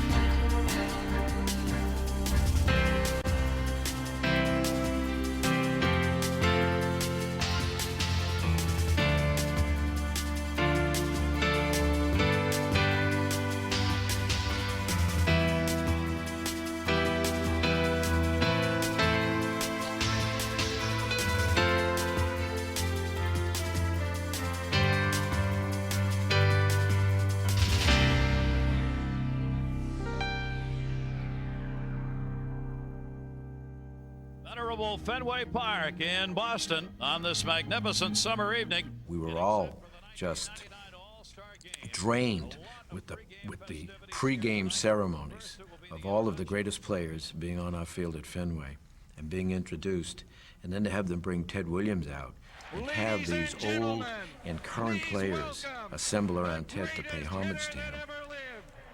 You knew it broke up everybody, and it transcended the ballpark. I mean, it went right out through the television screens to homes, and I had letters from all across the world from military people saying what a phenomenal. It was almost like they were telling me, you don't even have to play the game. You shouldn't have had to play the game. But then Pedro comes out and does what he does in the first 2 innings of striking out some of the greatest hitters in the game and becoming the most valuable player in the game. It was overwhelming with emotion. And later that night, Ted Williams had sat in our box for the latter part of the game. He made his rounds to pay his respects to many people, and then he came in and watched the last 3 or 4 innings with us, and he asked me if I could get Pedro to come up and visit with him after the game, and Pedro had just concluded receiving his most valuable player award for the game. Congratulations, Thanks. my friend. God love you. Thank you. You did a great Oh, job. Dad, again. You are a hell of a pitcher. Thank you, Jesus. senor. Thank I you. love the way you pitch. Thanks a lot. Yes, sir. I'm Maybe- not kidding you. You know, you got to see a guy, and I've seen you on television a lot and everything, and you're impressive on television too, but when I saw you tonight, boy, I said that. Let me ask you something. Yes, sir. When you throw your fastball, do you hold cross seams or with the seams? That's cross seam.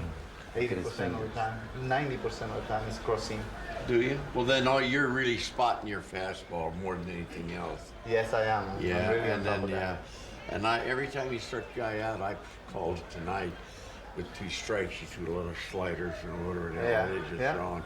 Is that a slider you're throwing? It's a curveball. I'm just a 3/4 guy. Yeah. And my angle is a 3/4, so it breaks away kind of like a slurve a little Yeah. bit, but it's a lot quicker. It's like 82, 83 miles an hour. No, you're a hell of a looking pitcher. Thank you very much. I It's a great love the way you, compliment from you. hump button. Boy. Dad Yes, signed sir. this for you. I'll Oh, tell you. thanks a I'll lot. tell Thanks you. a lot. I I'll appreciate tell it. you. I thought you Oh my God, this is a That's great a keeper, gift. isn't it, Oh Pedro? my God. Huh? Yeah. How can I say thanks? I mean, it's the greatest gift. You bring that back. Let me take one of you, just you and Pedro. All right, Pedro and I. All right. 2 great guys, huh? Yes. Oh my God, this is a great honor. Thanks. Thanks. How many different angles do you throw your sliders from? It's pretty much probably 2. On right-handed side, it drop a little bit more. To lefties, I want to make sure it goes down a little bit, so I get right. it up a little Lefties, bit more. you've got to stay up high on it to make it effective. Because the Thanks. biggest thing about it is you want a ground ball, you don't want it in the air. Exactly, that's exactly Yeah, right. that's right. How fast were you throwing tonight? You must know what, 97, 96? I was in 98. 98. Clock to 98. Boy. What did your dad do? It doesn't work anymore. He used to be a supervisor. You're looking for early retirement too, huh? Thank you. Yeah, that's great. My dad used to be a pitcher. Did he? Yeah, he never made it to Pro Bowl because Grandma didn't believe in that. But he got to play with Felipe, Alou, Oh, Manny yes. Mota. Yes, Manny Mota. All 3 Alou brothers. He got Yeah. to play with them in amateur ball over there. Is in the that middle. right? Yeah. Yeah. They all said he had a great arm, but my grandma didn't believe in that, so sent him to the farm to work. She did that. I can't understand how anybody that ever saw this guy throw the ball wouldn't just be amazed of how beautiful it is to watch. Honest to God, I think you're a beautiful pitcher to watch. Well, thanks a lot.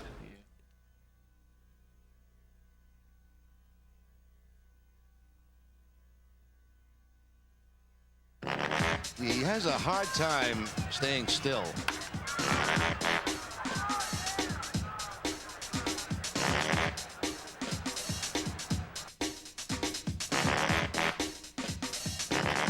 He was kind of a clown of baseball. He was kind of a part-time coach for Cleveland. I never could understand how he could do that when we're trying to cinch a pennant that day.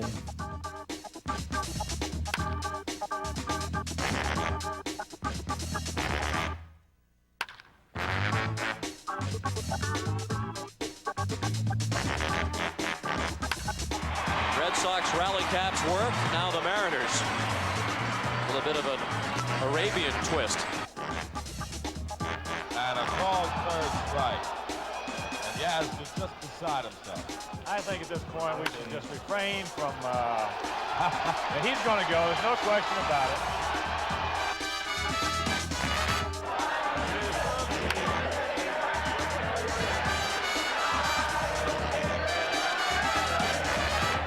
Red Sox trying to counteract the rally caps with the gloves on top of their rally caps.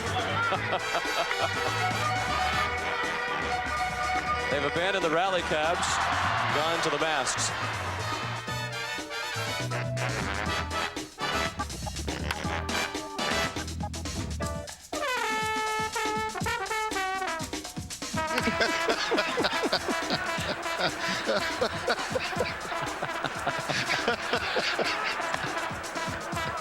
Oh, that's beautiful.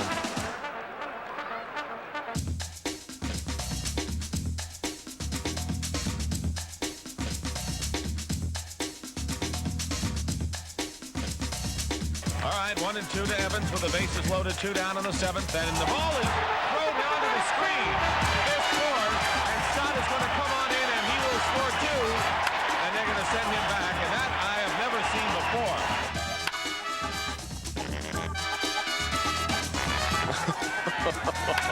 I think these boys are tired. Deep to left field. Way back to the wall, Leonard. It is gone.